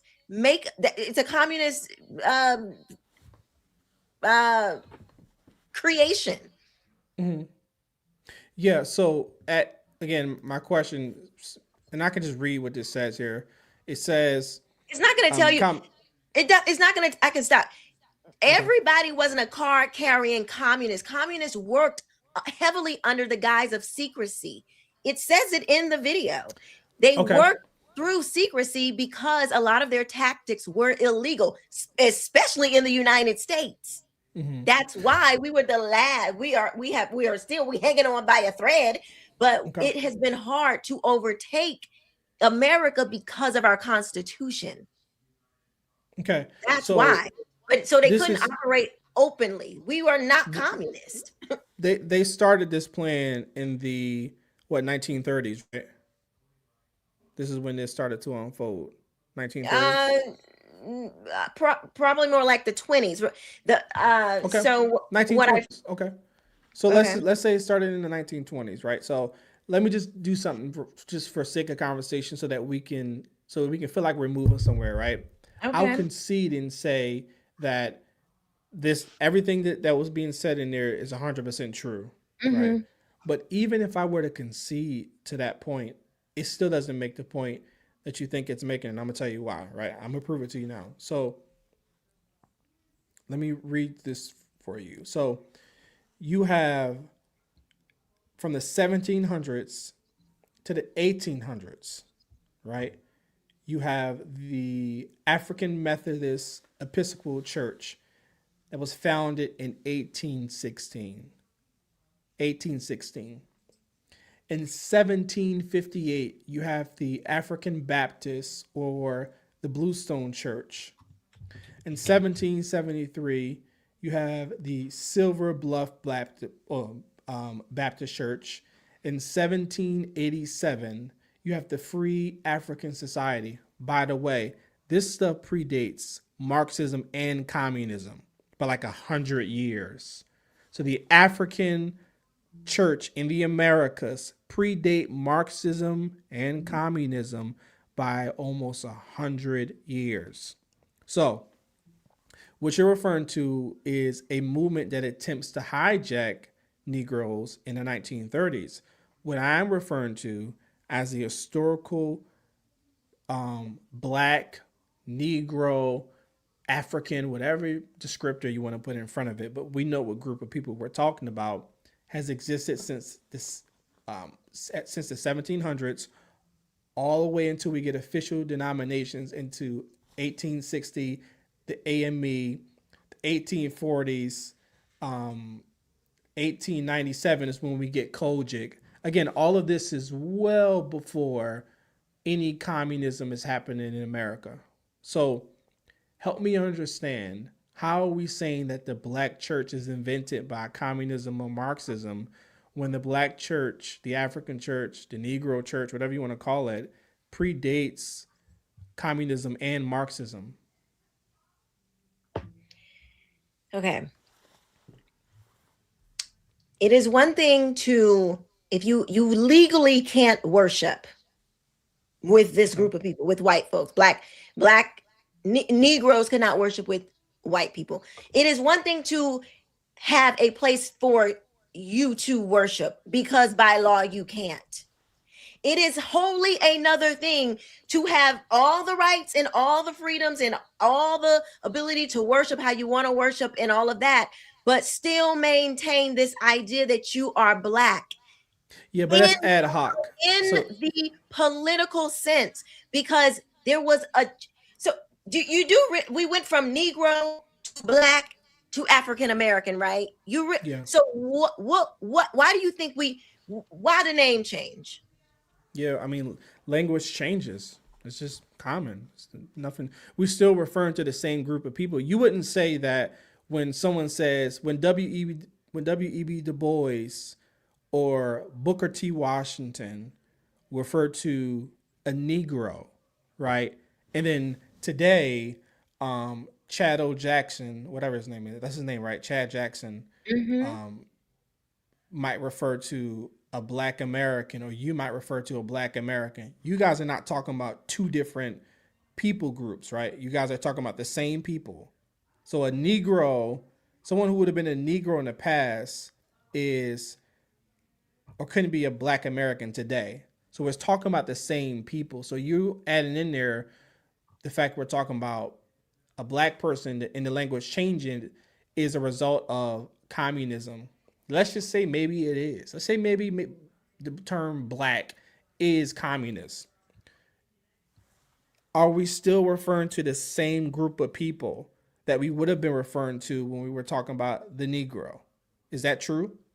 Or is it a different group of people?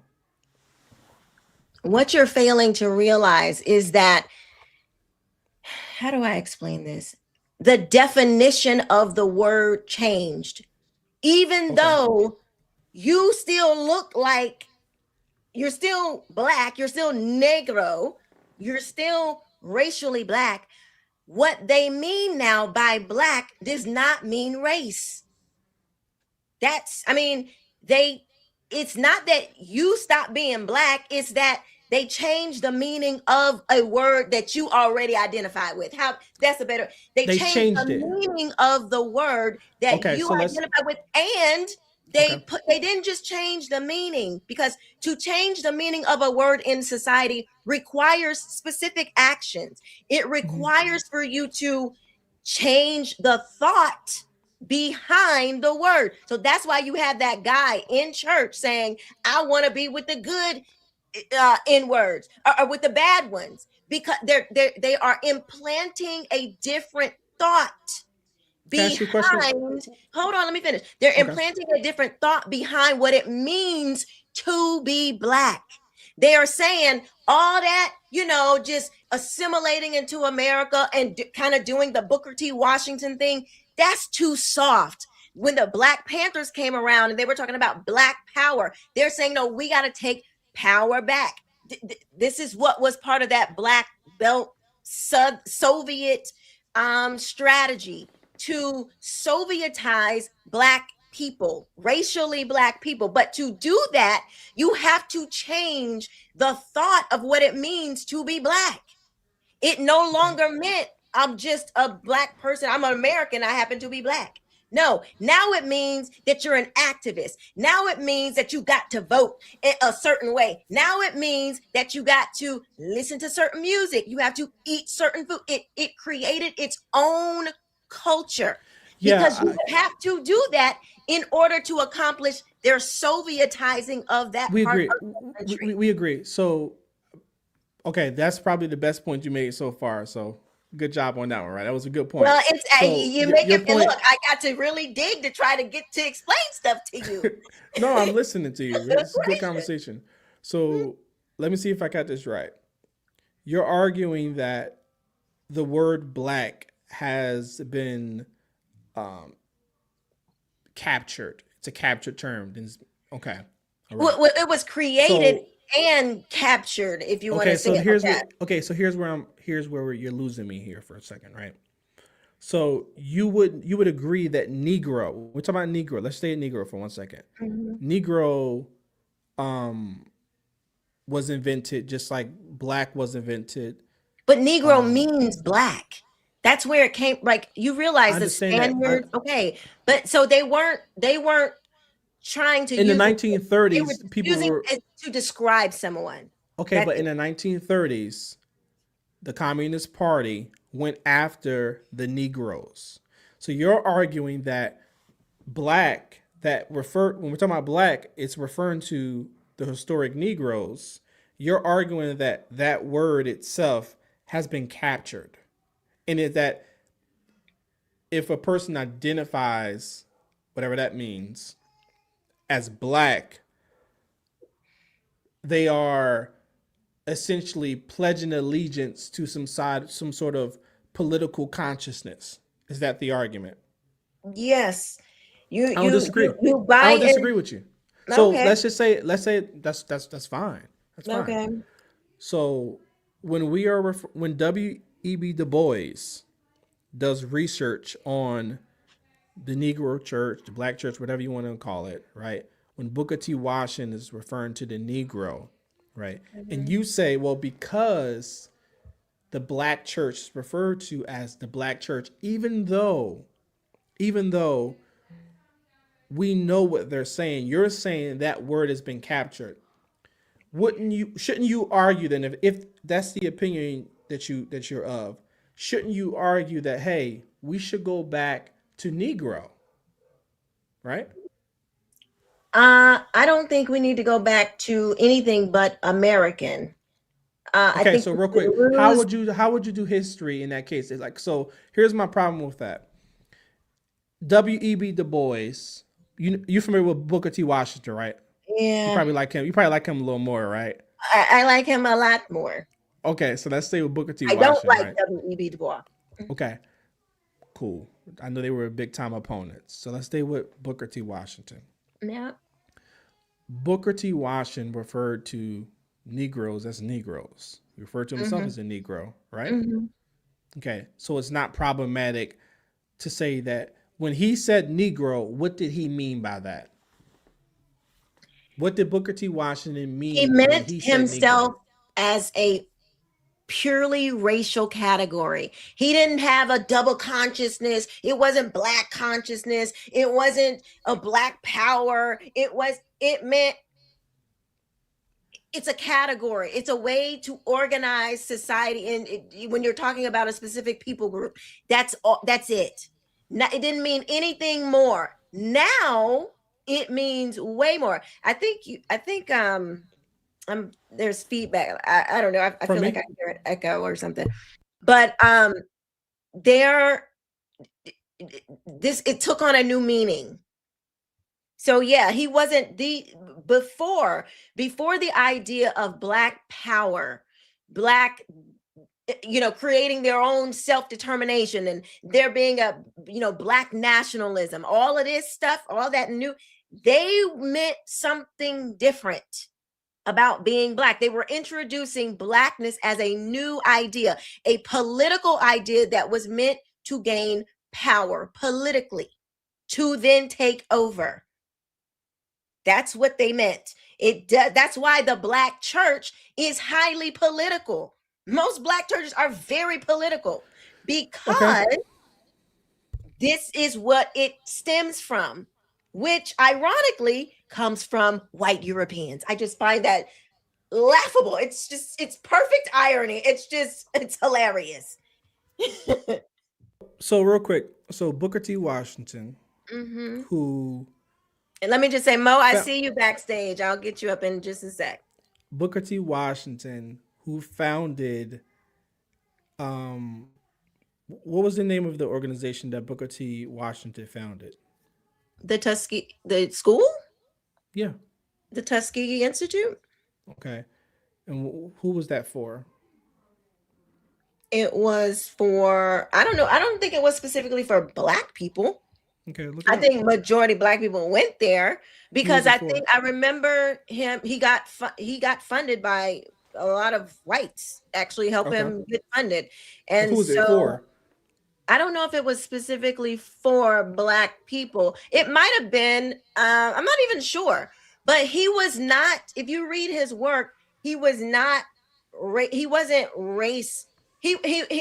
As he wasn't like, we need to do this, you know, for only us. He was like, you need to be the best that you can be, basically, regardless of what you look like. That was his message. It was like, do well with the life that God has given you. Put your, he had the famous saying, cast down your bucket where you are, meaning use your hands to provide a good life for yourself. He promoted being well studied and having a skill. But these are things that all people do. Okay, so let me read something for you about that real quick. So, okay, so this is Booker T. Washington's own word. Okay, we must admit, this was in The Future of the American Negro in 1899.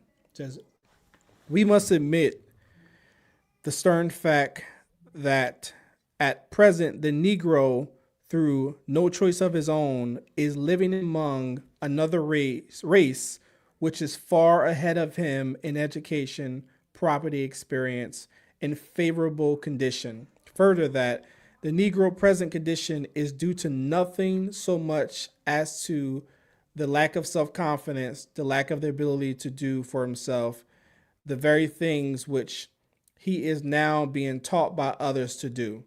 So, in light of his own language, would you agree that that institute was for the Negro? Read that again. Oh, read it again. No, come on, I already read it. Okay, what is that? How does that mean that it's only, that is a universal?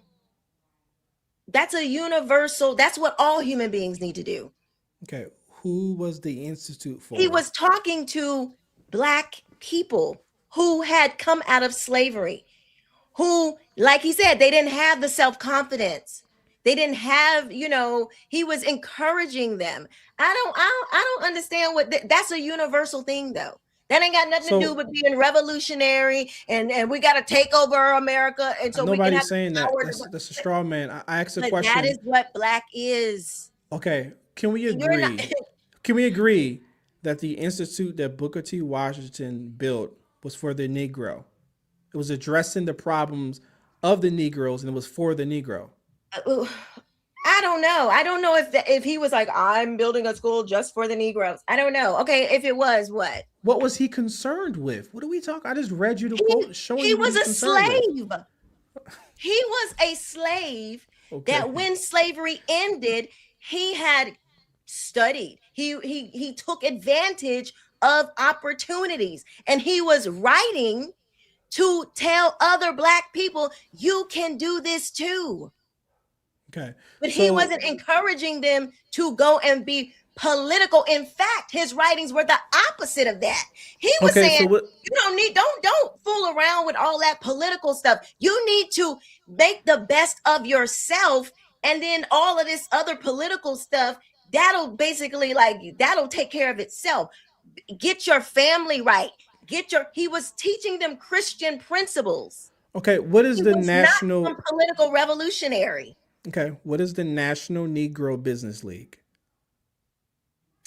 National Negro Business League. Okay, who's that for? Okay, what is your main point with this? What is your point with all of these different little? So my point is that you won't, because I gave you a point earlier. You won't give me a point back, even though it's patently clear, right?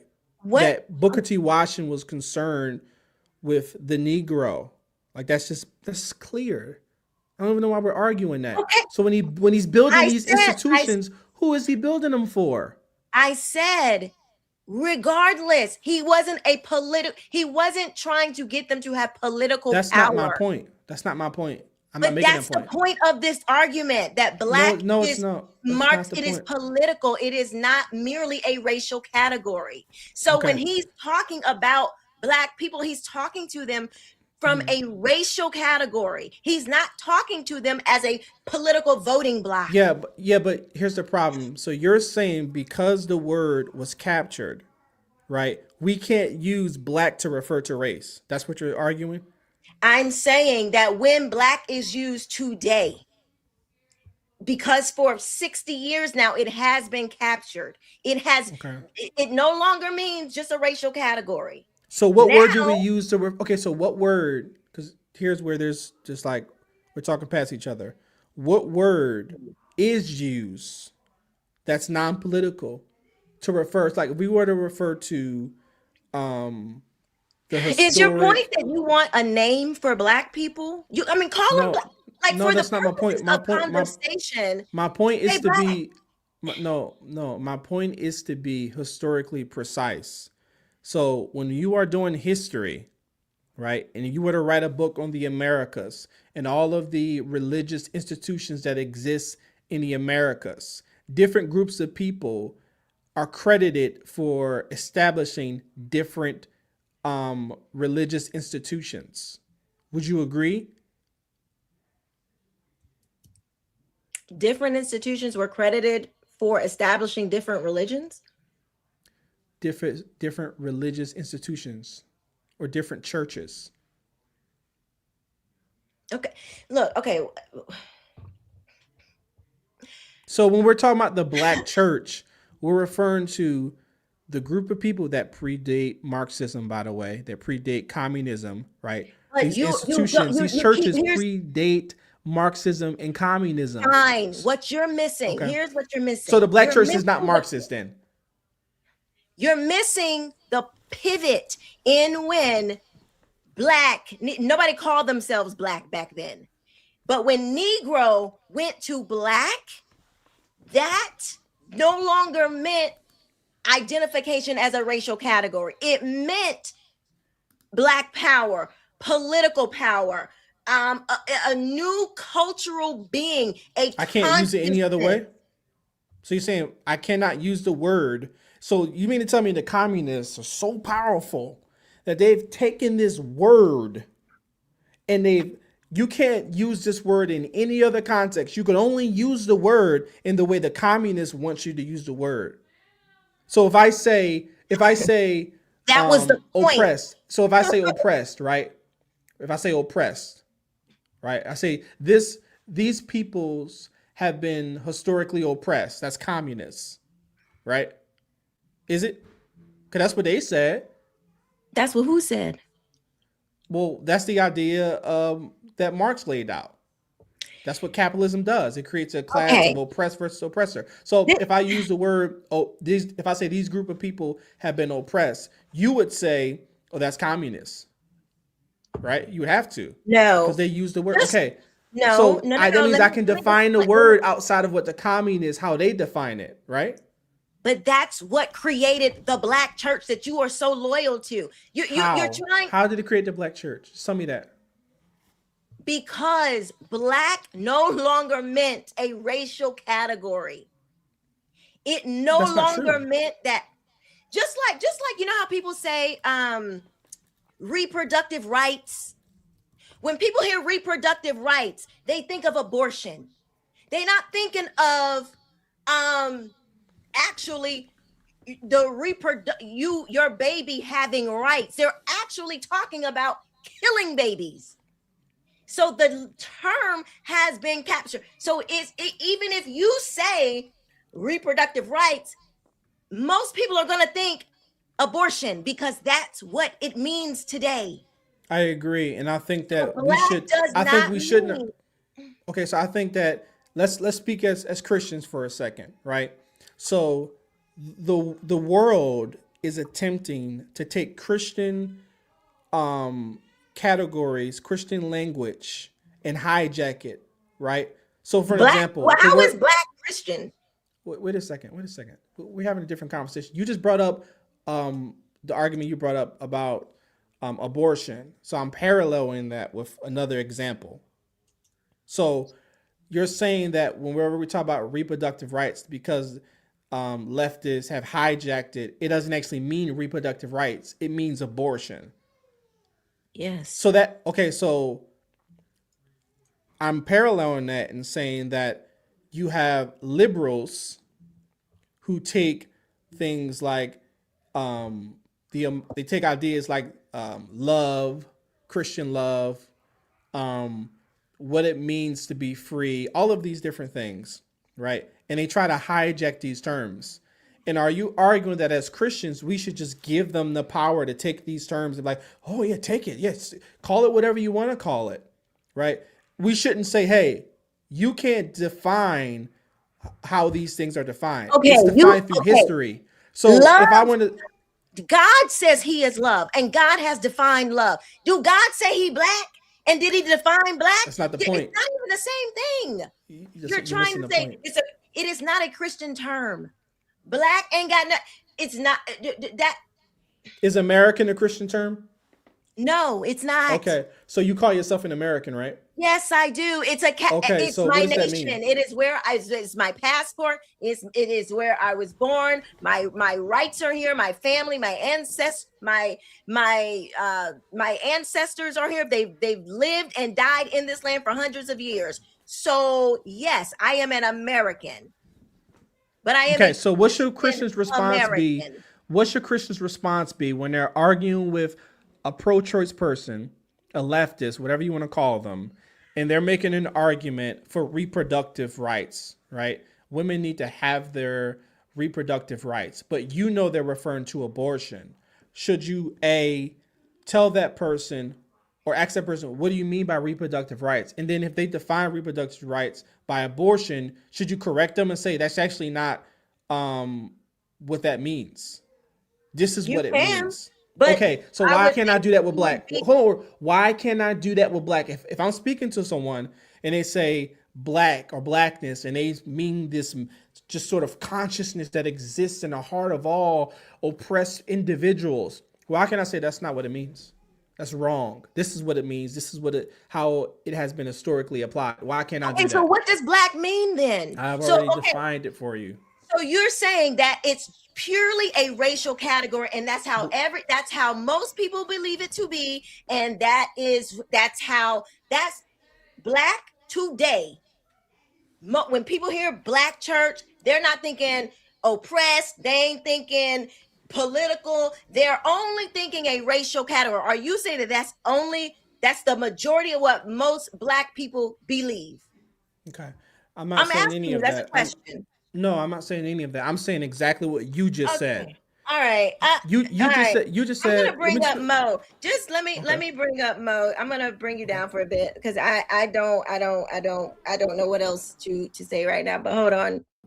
What's up, Mo? What's going on? Welcome. How you doing? Can you hear me good? Whoa. It sounds bad? It don't sound bad, but it sounds loud. Okay, I'm so sorry. So it's all good. So your name is Mo? Yes, ma'am. Okay. Are you a Christian? Yes, ma'am. Okay. Do you believe the Bible is the word of God? Yes, ma'am. Okay. All right. What's your question? Yeah. I came in halfway. My first time, just a little background. My first time seeing you was last week, I think, on one of your lives or whatever. And then I came halfway through this conversation. So can I just get a little background on exactly what you mean by the title so I don't argue against something you're not saying? So I am saying that blackness or the black church is a thing that was created by communists, by Marxists. It does not mean, it's not a racial category. It is a political category, and it is antithetical to the Bible. Okay. So do you think that it's possible that the reason that blackness is so tied to politics historically in America was because the black person in America has always had to overtly fight for civil rights and human rights. So it was kind of impossible to be Black and not have some type of political discussion around your existence. Like literally since we've got to this landmass, there's always been some type of politics around us, whether it was being free from slavery, whether it was civil rights, who we could marry, where we could go. You get what I'm saying? Like, do you think that's why? Because being Black and politics being with it is not something that's like new. Like, are you saying that like I'm sorry, you said being with it? Is that what you said? No, I said being Black and Black people pretty much tying their politics to their Blackness is not something that started with like the 60s civil rights movement. Like, that's something that's always been a thing for as long as we've been here. It's just most Black people didn't have the right to speak about it because, we had a history of slavery. So you would have to get free first and become Frederick Douglass before you could do it. But when he became free, he did it. When Harriet Tubman became free, she was very political. You get what I'm saying? So, like, being Black, identifying as Black and wanting life, liberty, and justice for yourself as a Black person, as well as your kinsmen, is not something that's new, and it definitely predates Marxism and, communism. Well, certainly, Black people had to, and can you turn your sound down just a bit because it's still yes, ma'am. I'm in a car. Is it better now? It's just really loud. I'm so sorry. I'll just talk lower. I'm so sorry. No, it's all good. It's all good. But yes, for a period of time, for sure, Blacks they were slaves. They got free. They once freedom came, though, there were, the 1964 Civil Rights Act was not the only civil rights act. Like, the first Civil Rights Act was back in like the 1800s or something. It was like late 1800s or something like that. And by the 1940s, Black people had full rights. Now, were there still issues? Yes. But instead of addressing the issue, we went and the communists came in and created, they agitate the margins. They agitate people, the fringes of groups that are, marginalized. This is what they've done in every single country that they've ever taken over. They have a certain playbook, and they did the same thing in the United States. This is documented history.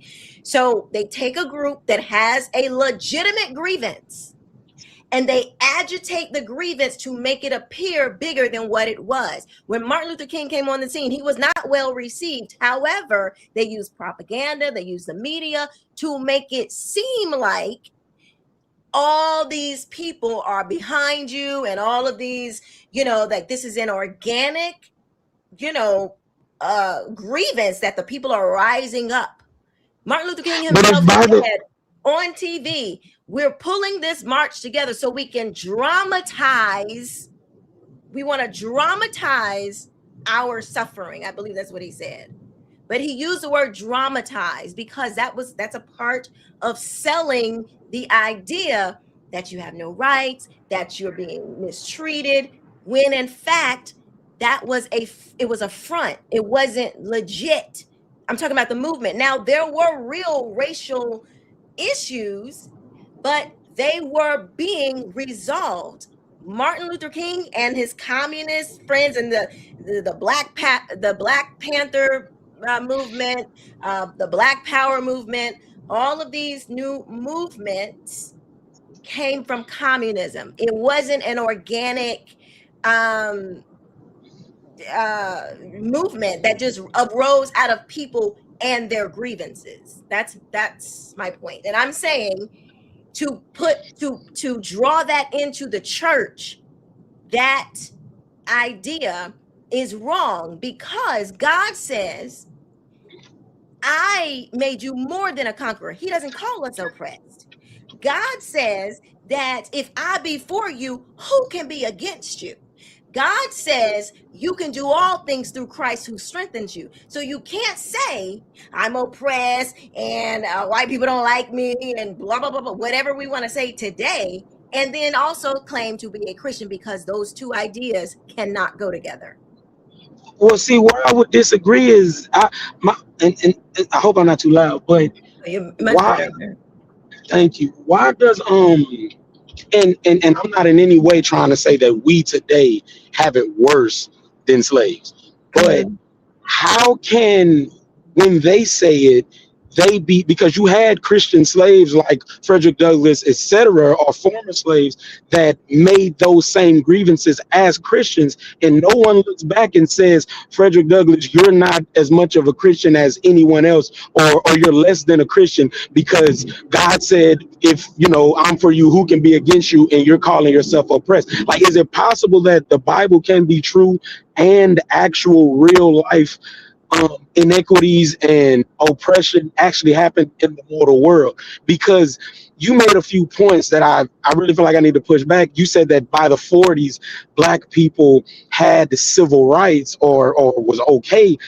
I gotta disagree with that, because that's just historically, that's just not true. Like, that's not what I said. I said they had by law, they pretty much had all civil rights, but there were still instances like Jim Crow and segregation, and most people not necessarily want to be integrated.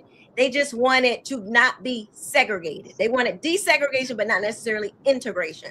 So so can I just push back on one thing real quick? So I believe it was 1868. That was the ratification of the 13th Amendment, which technically Black people had their civil rights after they were freed from slavery. There was nothing that didn't grant Black people federal civil rights after they were freed from slavery. The reason you had a civil rights movement 100 years later was because the federal government was not ensuring those on the state level. They do it kind of like how we do abortion now. It's like, oh, well, just leave it to the states, or how they did gay marriage for a while, just leave it to the states.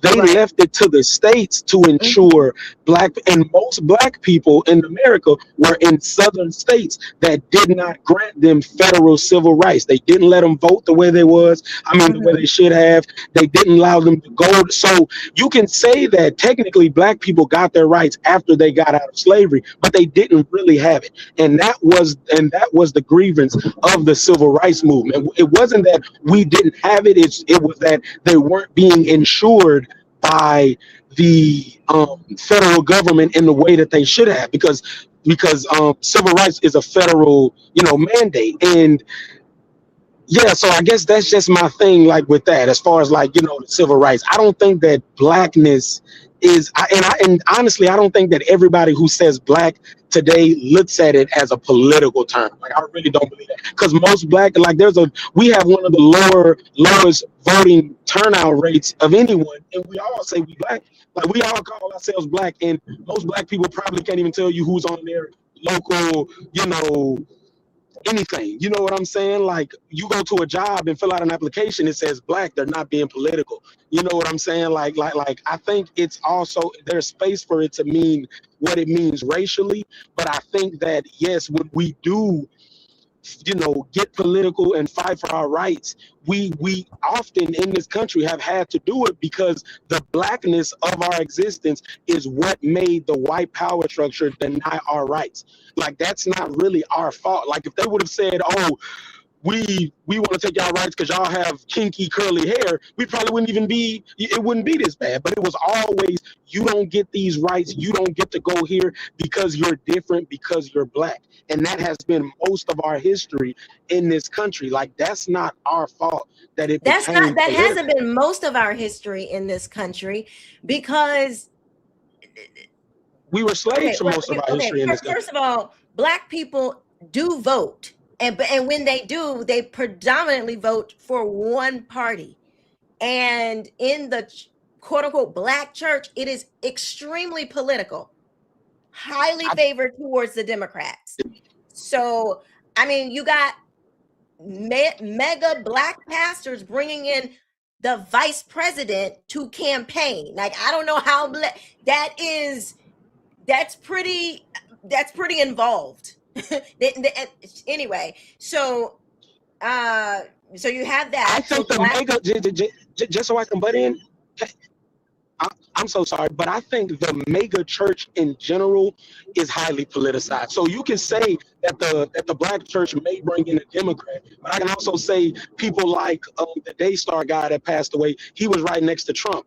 Billy Graham's son was right next to Trump. These are major white Christian organizations that align themselves. I don't think nobody really should be doing that, but I don't think that that's a black thing. I think that that's a mega church. Won't they tithe and offerings money to be tax-free forever?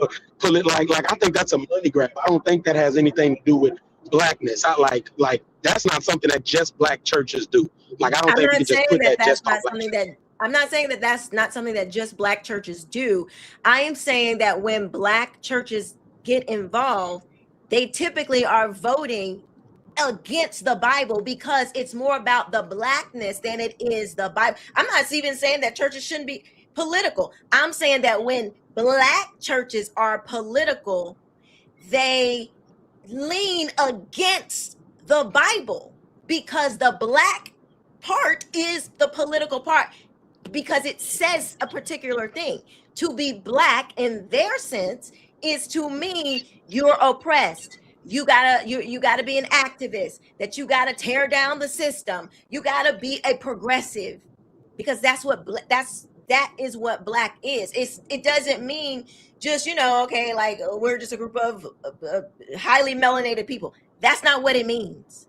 There is a consciousness. These are their words, W.E.B. Du Bois.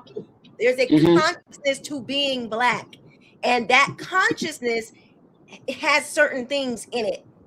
You have to, you are, you're an activist. You know what I'm saying? Like, it's all of there's also a cultural consciousness as well, though. Like, there's other things to being black besides, even political stuff. Like, I agree. Like we have the entertainment that you listen to, the food that you eat, all of that is a culture.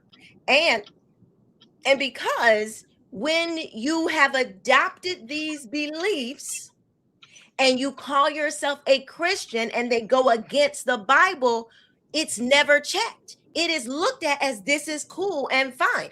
Black Christians have no problem being for abortion in the church. They have zero problem because their blackness is how they view the world, not their faith. I really think that you are like holding on to the fringes of. Are you from the South? Listen, forget that. Yeah. Okay. Yeah. No. I'm just saying. Listen to what I get what you're saying. I just think. How can you be black and be? How can you be a black Christian and be for abortion? No, I don't think you can be black and be for. Well, first of all, you can be that. You could. I think the question is abortion Christian? That you can ask that question, black or white, anybody. So I get what you're saying, but we're talking about black. Okay, but we're talking about blackness and whether or not identifying with blackness is anti-Christian. I gotta tell you that I do not believe that because everybody does that. That is not something that is strict. Like, just first of all, you only have blackness because white people made whiteness, and don't you have to call out them? No, that is not true, sir. That is historically false. How is that historically false? Go look at this video. Rewind this when you get off and go. I was playing a video of Marxists talking about this. They were in Moscow talking about how they were going to agitate and basically create this political black Soviet black belt of the South. It is a creation. It is not, because white people existed, then therefore black. No, it is. No. You literally had you Thomas Jefferson, who predates Marxists and everything. He, in his writing, says we have to maintain white supremacy. He was the first person to ever write down the word white supremacy. He created that. And he was a slave owner. 100. So whiteness was a thing before Marxists said that we're going to create black. Marxists probably wanted to do that. You probably can say that. I'm not going to deny that. But I'm saying that blackness and whiteness was a thing that came directly from the transatlantic slave trade, as far as blackness and whiteness meaning something. Like, yeah, if a white person ran into an African in the 1100s, they'll probably say, oh, that person is black because his skin is black. But I'm saying, as far as blackness and whiteness actually meaning something socially, that did not become a thing until the transatlantic slave trade. Because before so then, what is your proof that? What is your proof that it went from Negro, which was used as like a racial category, to black? Why do you think the language shifted? Okay, so yeah, and I heard y'all speaking about that earlier, and shout out to the brother, but I'm not saying y'all are wrong, but most of these words existed at the same time. Like, you had something called the Black Codes while they were still calling black people Negroes. Like, these When was that? When was that? Some of the first black codes started during Reconstruction, so that would have been the late 1800s, early 1900s. But they still called black people Negroes in that time. Like, these words existed at the same time. Some may be more popular than others at one point in time than another, but these words existed at the same time.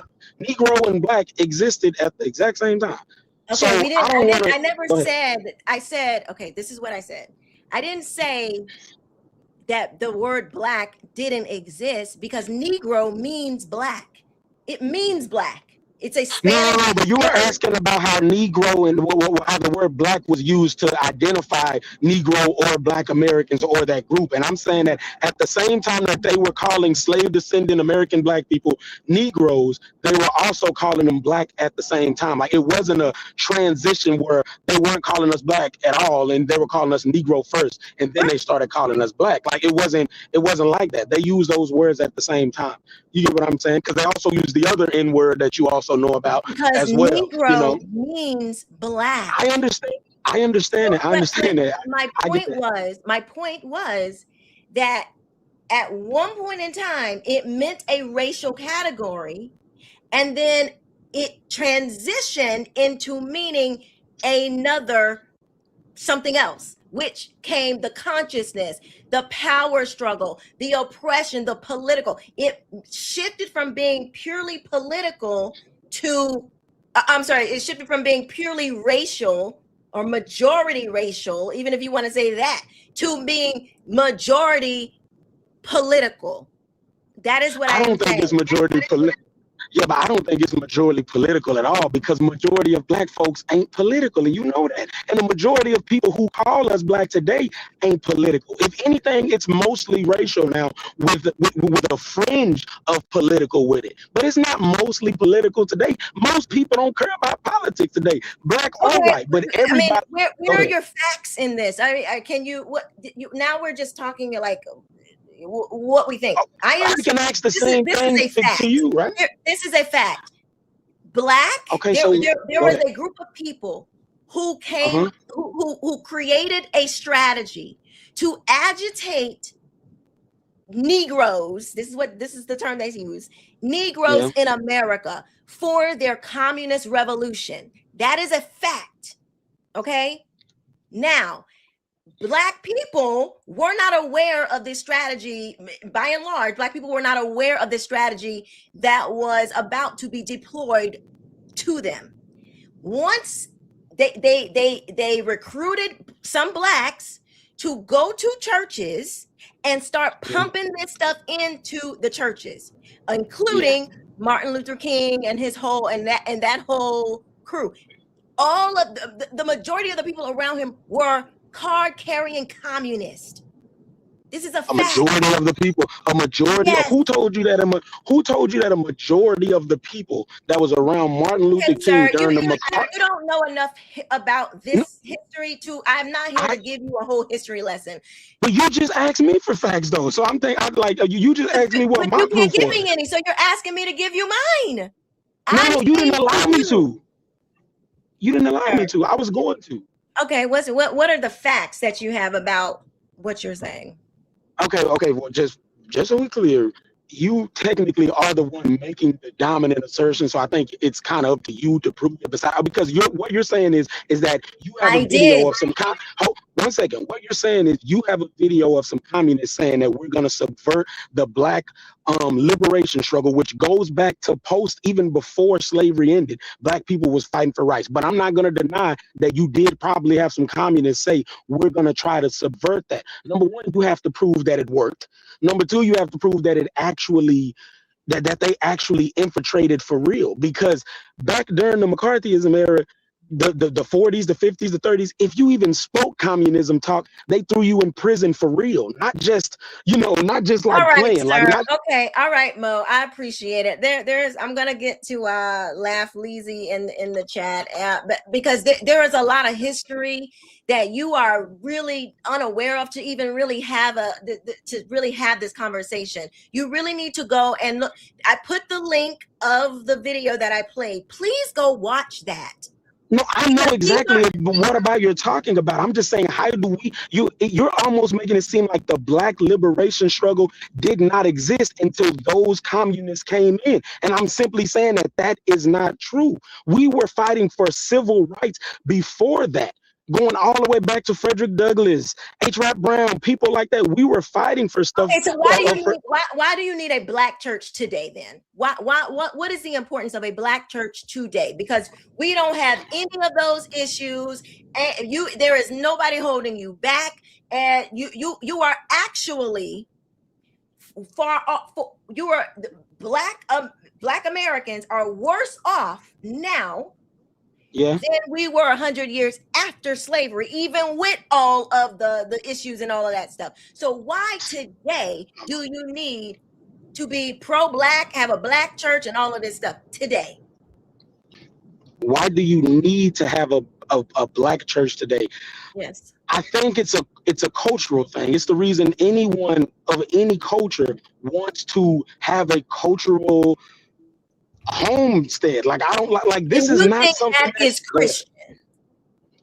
I'm saying that has been what that is not it's not anti-Christian. I don't think it's anti-Christian. Well, I think you need to go read what the word says about how God tells us to walk out our faith, and think about what is happening in these quote unquote Black churches. And then let's talk about this. I'll be back on Wednesday with another debate. But thank you, Mo, for coming up. I'm going to get to the next one because it's getting late. But I appreciate it. So you say you'll be back on Wednesday? Because I don't know your schedule. I definitely like to join more. So you say Wednesday? Wednesday at 8 p.m. Okay, yes, ma'am. Thank you so much. Thank you. All right. Yo, you got to put what's going on over there? Oh, my bad. I just got off work. Let me put a shirt. My bad. I apologize. Please. I just got off work. My bad. Yo, this is a family show. I apologize. I was just y'all was talking real good. I apologize. I just got off work. Hold up. I'll be right back.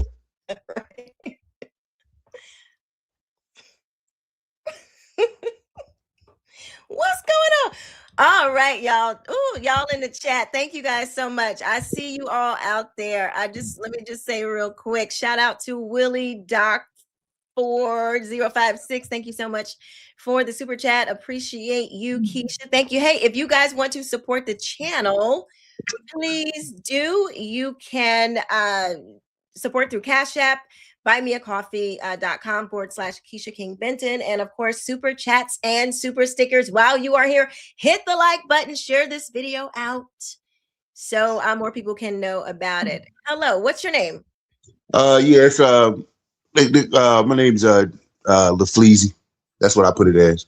LaFleezy? Okay, LaFleezy. Yeah. All right. Are you a Christian? No, I'm agnostic. You're agnostic. Yeah. Okay, well, this is a Christian. I'm talking to Black Christians, but we still can learn from each other, though. You're agnostic. You don't even know. You think you don't know how this whole thing came to be.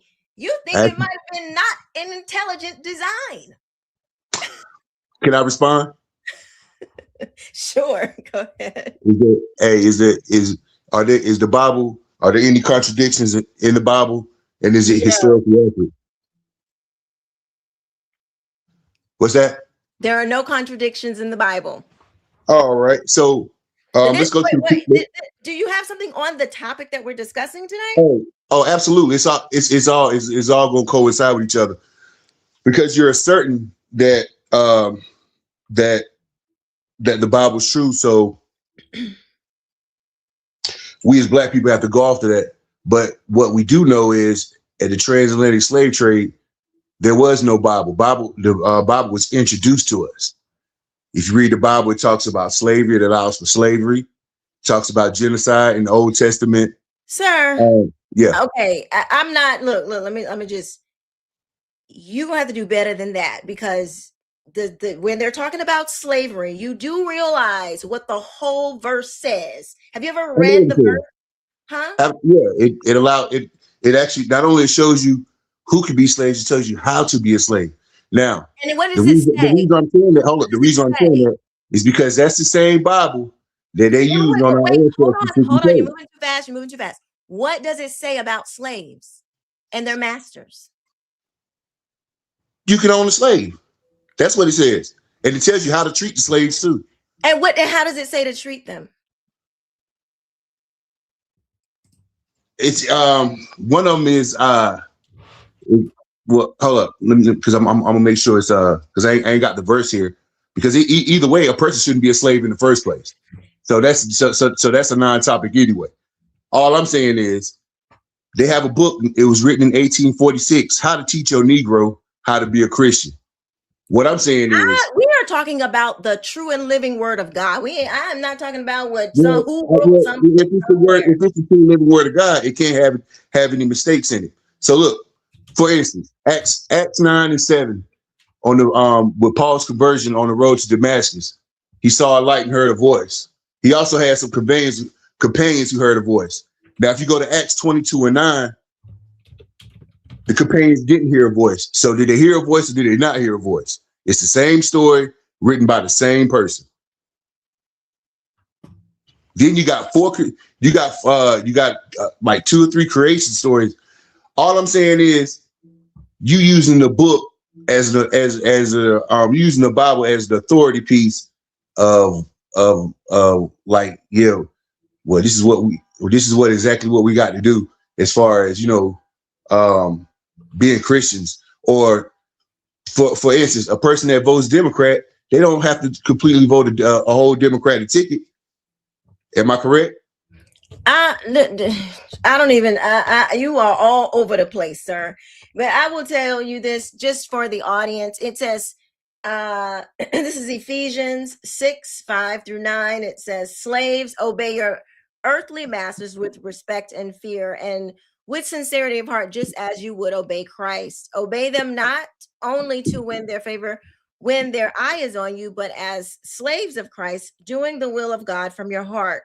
Serve wholeheartedly as if you were serving the Lord, not people, because you know that the Lord will reward each one for whatever good they do, whether they are slave or free.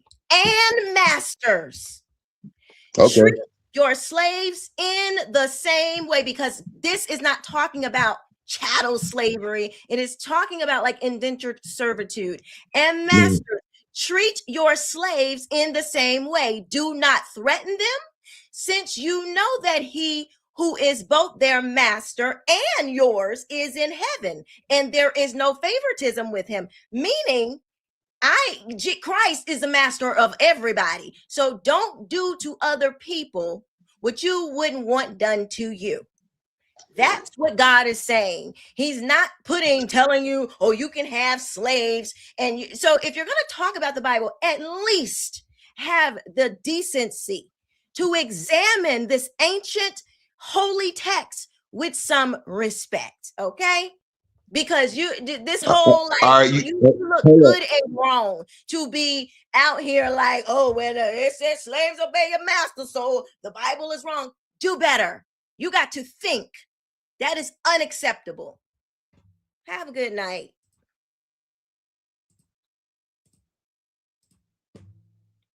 Anyway, Rosemary. Hi, Rosemary. Are you there? Hello, how are you doing? Hello, I'm well. Um, How are you? I'm doing fine, ma'am. Um, well, I grew up Christian and I'm not quite Christian at the moment, but I grew up Christian and I grew up around the church and Mm-hmm. around the Bible and such. Well, what was the question that you were asked? Because I just came on. So, what was the question that was asked before? I said, you know what? One second. Let me just read this super chat because I do want to acknowledge the people who are supporting the channel. I appreciate it. Thank you so much, Angela Green, for the $20 super sticker. Super sticker. Thank you so much. I appreciate it. So the question that we started with was Blackness. Who created it? I'm saying that it was created by Marxism and that it is incompatible with church Christianity. Basically, you can't be pro-black, blackness in the way of politically black and a Christian because they are antithetical to each other. So you can't be you can't be a Christian and be Pro-black. I'm sorry, I was just you can't be a Christian and be black. Yes, like Um not racially black. I'm not talking about, obviously you can't change how you were born. I'm talking about blackness in the sense of the way the term is defined today. Political and activist, you're oppressed, you're always going to be oppressed because you are black. I'm talking about black in that sense. the don't we still have oppressions going on I'm today sorry, I didn't hear you say that. racially? Don't we still have oppression going on today as predates us being black? In Because America? yes, we still do have it. We still do have it in America. It's not people wearing on white cloaks anymore. It's Are people you that's in American? power. Yes, I'm Are you American. and you're racially black? Yes. And you said that we, meaning black people, are still oppressed today. Not in the same sense of how we were before, but there's still oppression that's still rooted inside of our society. Not just And against black people, but in this case, against black people. how so? Well, one thing being in the medical sense, people still have preconceived notions about black people as opposed to how much pain that they can feel as opposed to their white counterpart. J.D. Vance, for example, said that black, though, compared to their white counterpart, the black counterpart will not feel as much pain. So that means likely chance it's okay for you to do certain I'm things to sorry. black What people. you said that J.D. Vance said that black people don't feel as much pain? Yes, it's either J.D. Vance or someone who was a political figure. I forget who it was, but he was a doctor. And so, yeah, he was a very high, he's a doctor that's very looked at highly upon. He has a lot of say within like the medical community. He was one of the people that had said that Black people cannot feel as much pain as their white counterpart because of something about our skin being much more stronger than that of a white person's. You also have the fact that inside of medical institutions or inside of, per se, hospitals, Black women still have to deal with the fact that a lot of people will not give them the correct treatment as they should be given. So you still have things like that, which is very important. Okay, So a lot so of Black women still. okay, in order to be oppressed, like as a people group in a nation, don't you have to have laws that oppress you? Like, or how No, can one? I'm sorry. you don't have to have laws to be able to oppress people. Oppression is not about laws per se, because people can go around laws, and in law, people can go around laws and still oppress people. That's happened How many is that? times. And with how has this happened? Yes, and how are they Well, able to get for away example, with it? Because in America, there are laws against being racist. So how are you able to get around oppressing a whole group of people and get away with it? well, in order for it to, mm, so, how would you? I'm sorry? Oh, the reason. Okay, so you had asked, how can you get around the law of being of the law of being, racist and such? Yeah. Being, Well, for oppressing people. example, Yes, keeping them well, down, how you can get holding them. around the law? Yes. Well, how you can get around the law is being someone who is, well, technically somewhat above the law. So, like, or someone who feels like they're above the law, like a police officer. A lot of police officers, they harm Black people, and not a lot of bad things happen to them. And that still happens even now, where officers harm Black people and nothing happens to them. They do internal investigations Like, and well, I nothing mean, happens. so, wait. Okay. You're telling me that today that white cops can just go and treat Black people any old kind of way and there's no repercussions for them? They have carte That has blanche. They can happened, just, yes. no, but That for has it to happened, be yes. okay, but it can't be it for it to be oppression as the nation is putting this upon a group of people. It can't be one-offs. This would have to be a system. This would have to be implemented some way by some group that has the power to do it. It can't be one-offs, because human beings, white, Black, whatever, are not always good people. So you're going to have instances where white people do evil things to Black people and Black people do evil things to white people, and all these racial groups doing bad things to each other does not mean the one group is being oppressed. So that we can't use specific circumstances. We have to show oppression as a whole to a particular group. The power of the group to the oppressor oppressing the group. That's true. That's true. I don't have much to say against that. That's true. All right. Um, Well, good. All right. So let's move on to the other thing. Why are you not a Christian anymore? ooh, a lot of trauma, a lot of religious drama revolving around Christianity, how I was raised, and how, in many instances, the Bible was used to harm me in more ways than one. So yeah, that I love Christianity because, well, I wouldn't say I left Christianity per se, because I still do believe in God, but I don't call myself a Christian. I Okay. just, I left the idea that was pushed onto me by my family and pushed onto me by pretty much the people around me. So So I still have faith. were they pushing something that was not biblical?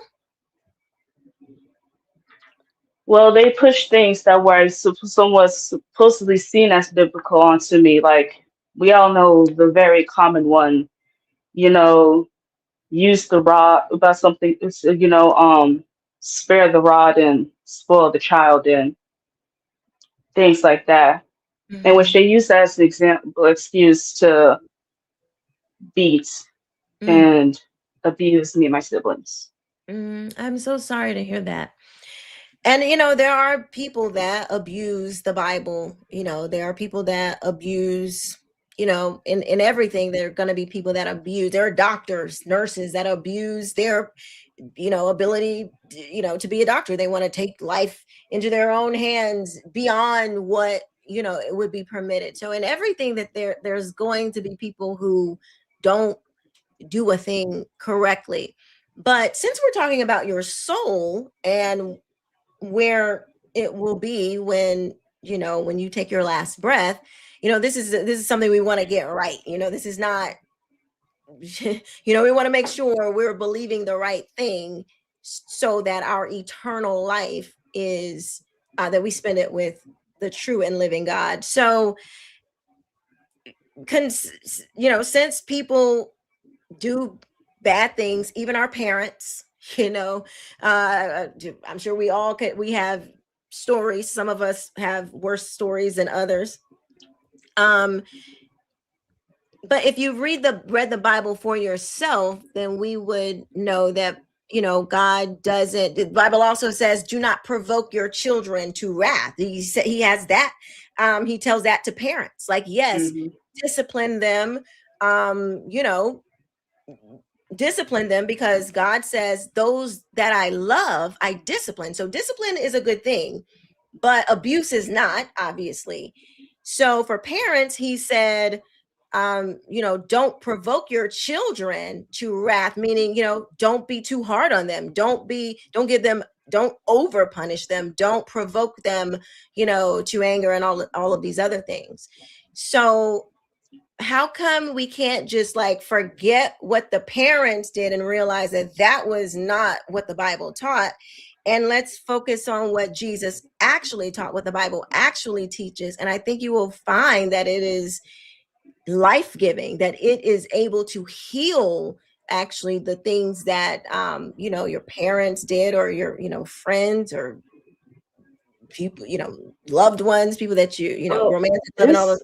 This I know. Yeah, this is true, and this I know. But in order for me to find out about this, I had to leave a lot of things behind, and I had to deconstruct a lot of the beliefs that I was taught as a child. So I still do believe in the Word of God. I still do believe in the Bible, but but I kind of left the idea of, I left Christianity, the word of Christianity. I left the group of Christianity because from what I feel, I don't think that I think that you can follow the word of God, you can believe in God, you can still read the Bible, you can still, spread the word of God and not identify yourself as a Christian. So I don't necessarily identify myself as a Christian. And I kind of had to, I said, leave a lot of things behind, because a lot of the preconceived notions around Christianity and such, it's very harmful to me. It's very harmful to my siblings. I still hold on to the faith. The three of my siblings, they've lost their faith and they turned away. So I still have my faith, just not as everyone else may have theirs. Mine looks much different from others. Well, I mean, the important thing that we want to do is that we make sure that we don't create our own thing, because God has already outlined for us. He's already done the hard work for us, so we don't have to, try to figure out, these deeper things in life. And he's already outlined that for us, and he's the one that made us. So wouldn't it be prudent and most logical to go to the one that made you, to figure out how we are to walk out our life and our faith? Because there is a particular way that God requires for us to live, to spend eternity. We ain't talking about your 90, however long God gives you. I pray he gives you a long, long life. But but regardless, it's nothing compared to eternity. For like the real you, your soul, where that will be. Where will you spend it? Because there's only two places. There is to have a life everlasting with Christ, or to be separated from Christ, and which is hell. There is no in between. God is very clear about how we get to spend eternity with him. And it's not based on the God that we make up, or the God that we're comfortable with, or the God that seems to fit more into how we like to do things, because there is a way that might seem right to us, but because we don't know the future, something can seem right now, but 2 minutes later, it could be the wrong decision because I don't know the future. And so we want to try to live our lives as best to the Bible, because God is already he exists outside of time. So what he sees is going to be far greater than what you see. So it is important to figure out how to get close to him, so your life, so you can do well with the life that God has given you, and not try to make up your own thing. Because when we start, like I heard you say deconstruction, and I'm just kind of like, I cringe, because that's a new thing that people are doing. I'm deconstructing my Christianity. I mean, it's like, okay, but let me tell you, there's nothing new under the sun. Like this ain't new, that people are trying to, pick apart the Bible and trying to basically get rid of it. That's the whole point of deconstructing, which comes from Marxism, that whole idea of we're going to tear it down to rebuild something else. You don't want to first of all, you can't tear down the word of God. You can't you can't even do it. His word is outside of this. It exists. It exists outside of time. And so my hope, my prayer is that you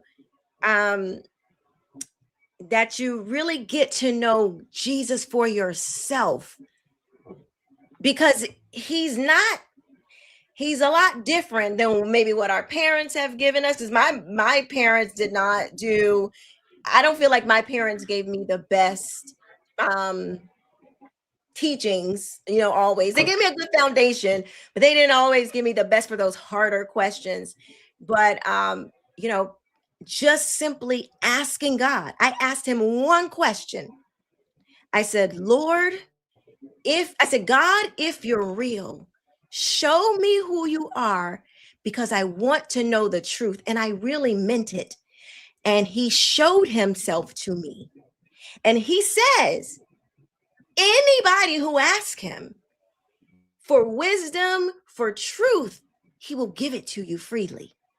So I would suggest that you really get quiet and ask God from your soul, from your heart, who he is, and ask him to show himself to you. And I would bet my life that he will. I would stake my life on it, that he will show up in your life and change your life if you allow him to, radically. And you will get far greater understanding. You will get far greater closeness. You will gain the void that is there, that thing that you're still holding on, you're unsure, but you don't want to let go. He wants to strengthen that. He wants you to abide in him, because he will abide in you. You could literally be walking around with the God of the universe living inside of you. Girl, there's nothing like it. Ain't no deconstruction devil in hell that could pull you out from his hand. But you have to be willing to let him do it. Ask him. Don't forget what the churches said, what mama said, what daddy said, what auntie them, blackness, forget it all. It just, forget it. Go and ask the one, the God of the universe, who loves us enough to communicate. He will literally talk to you. I don't know. I just find it fascinating that a God that could create this vast universe that our minds can't even fully comprehend, science can't even fully comprehend it. The God that would create that would have so much love for you to literally walk with you, to put his arms around you, to comfort you when nobody is there, to be the sounding board, to, my God, I mean, he is all in all, and he wants to do this. This is the thing. God actually wants to do this with us. The God of the universe, the true and living God, wants to dine with us. That's how much he loves us. He says that he looks at us like his bride. That's how much, like, that's how he looks at us. He describes himself as the husband to cherish his bride. It is way beyond, sometimes, we don't get the best parents to help us walk through these, things in life. Sometimes, they abuse us and things like that. I totally understand that, but that's not who God is. And it is frustrating when people misrepresent him, because that's actually why I do these debates, because I hate when people misrepresent Jesus, because he is so much bigger than some black church and I'm oppressed and I can never do anything. God says, I made you more than a conqueror. So how can you be more than a conqueror but oppressed at the same time? God says you can do all things through Christ Jesus. How are you going to be oppressed and the white people are keeping you down and holding you back when he says you can do all things through Christ who strengthens you? How are you going to be oppressed or consumed with this blackness that you miss out on his goodness? Because he says that he says if I be for you, if God be for you, who can be against you? That's such a bold statement. If God be for you, who gonna check you? Like, that's the kind of God that is in the Bible. He protects his own. He loves those who have called on his name. He transcends what mama and daddy did or didn't do.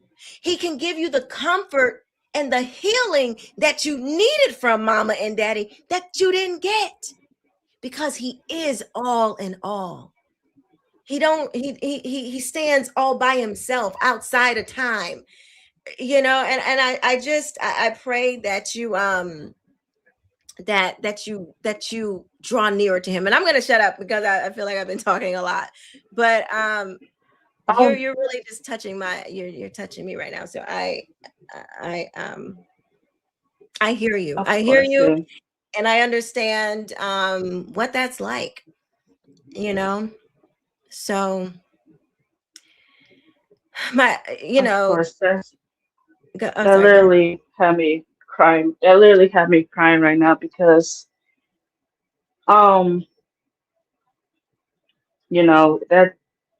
because I do feel that. I feel that very much so in my soul. And I just want to thank you. When I was talking about the idea of deconstruction, it was not the fact of me breaking down Christianity. It was more like me breaking down the fact of, what my parents had taught me, how they used it to, how they used that to demonize me and my siblings and me as a woman and such. Just kind of like break away from their teachings to the actual teachings of God. And I just want to thank you for taking the time to really speak to me right now, because your words, they really resonated with me, and I just want to thank you for that. I just want to thank you for that. Thank you. Thank you for waiting behind the scenes. And, you know, you're blessing me right now, because even stepping into this, like I felt like I heard the Lord tell me, like, I want you to, I've always been drawn to debates, and I've always stood boldly for Christ. And I was very nervous about kind of taking my channel in this direction. So you are blessing me tonight, that I could, you know, just sow a seed in your life, you know, at this moment in time. So I thank you for coming up and being vulnerable, and you know, just sharing what you did, because I believe that not just for you, but there's somebody else that was thinking too what you were thinking, and feeling what you were feeling, and having questions too. And so I'm grateful for you. Can I pray with you? Of course, of course.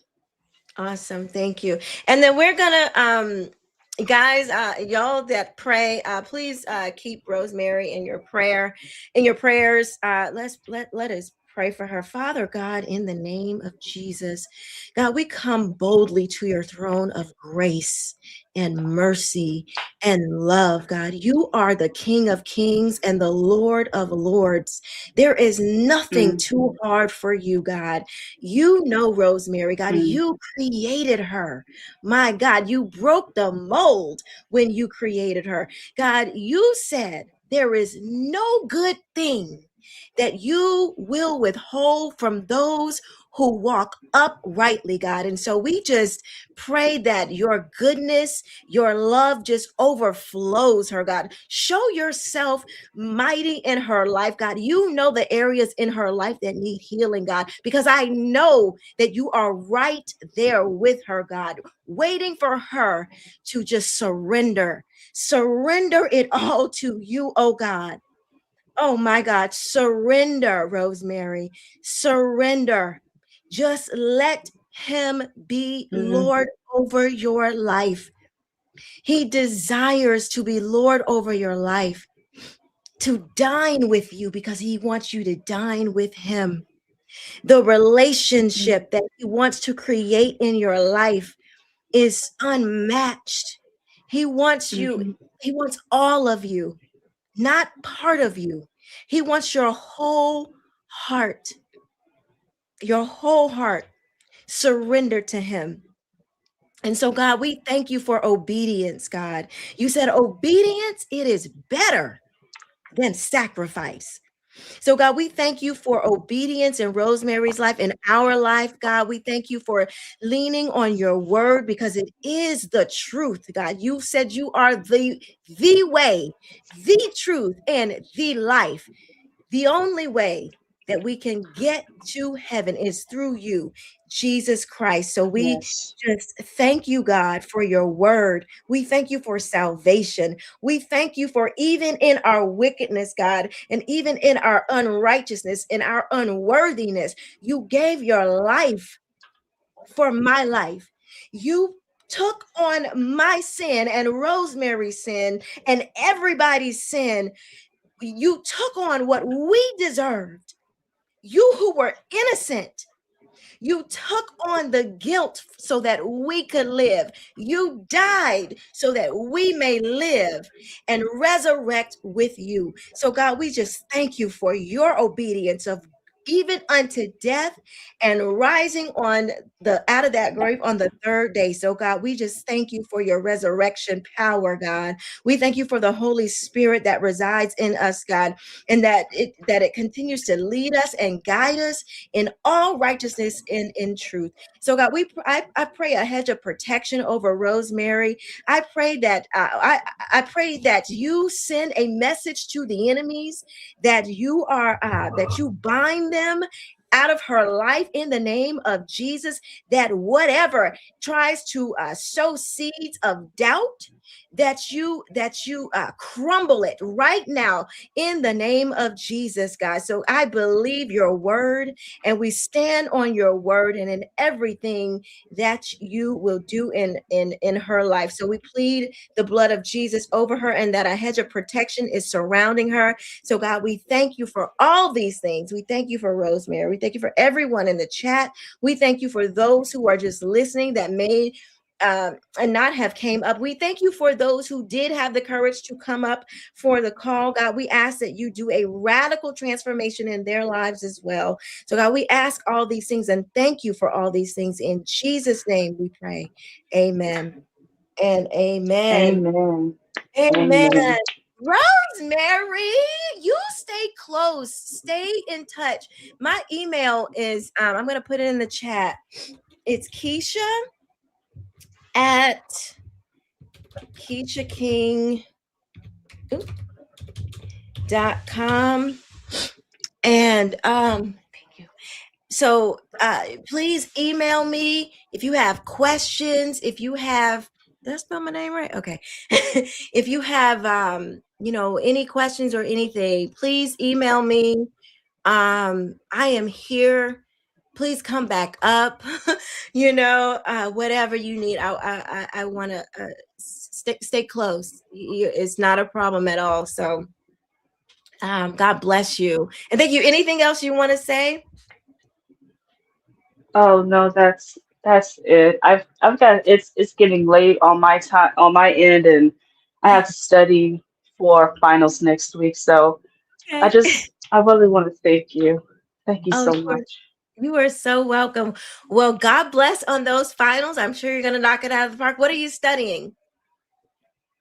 Right now I'm a fine arts major, and I'm studying fine arts, but I have an interest in history, so I may look into that. Okay, yeah, history is good. So you're going to be a teacher then, probably. Professor? I should hope so. I Yeah. should hope so. Yeah, that would be awesome. We need some great Christian teachers. Mm, So God bless you. Like I said, come back anytime. We'll love to have you. of course, take care. You too. Thank you.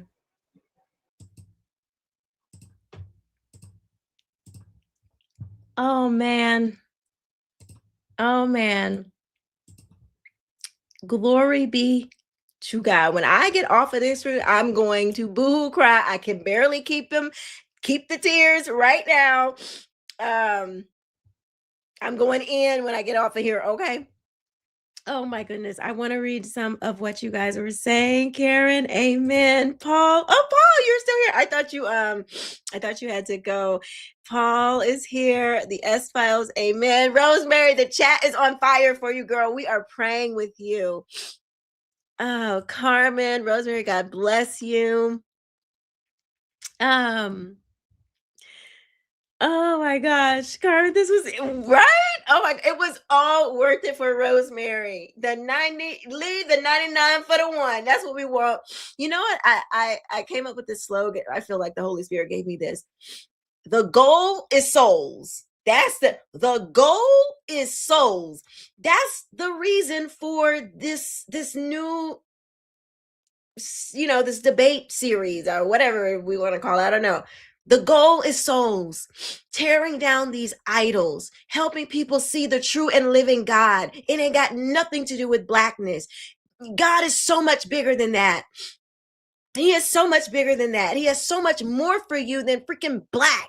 Like, it's just so ridiculous. And so, Alethea, oh, you're here too. Blessings to you, Keisha, in serving the Lord well. Oh, thank you, thank you. God bless you. Megan, I thought you had, girl, y'all, I love y'all. Y'all are still here. Wasn't that amazing? That was so amazing. Moonlight, you're still here. God bless you for ministering to our sister. Amen. God bless you for being here. Oh, man. Sigma Wolf says, Keisha, you are so inspiring. Praise the Lord. Yes, Karen, that is what God wants. Souls. Yes. Yes. Yes and amen. Oh my goodness. Carmen says, I'm crying too. Okay. Like, wow. I did not like that was like, oh man. Oh my goodness. Okay, I'm about to lose it. So I have got to go, you guys. Thank you so much for being here. Thank you for your support. I really appreciate it. If you haven't hit the like button, hit it, share it. Okay. I gotta go. I love y'all for being here.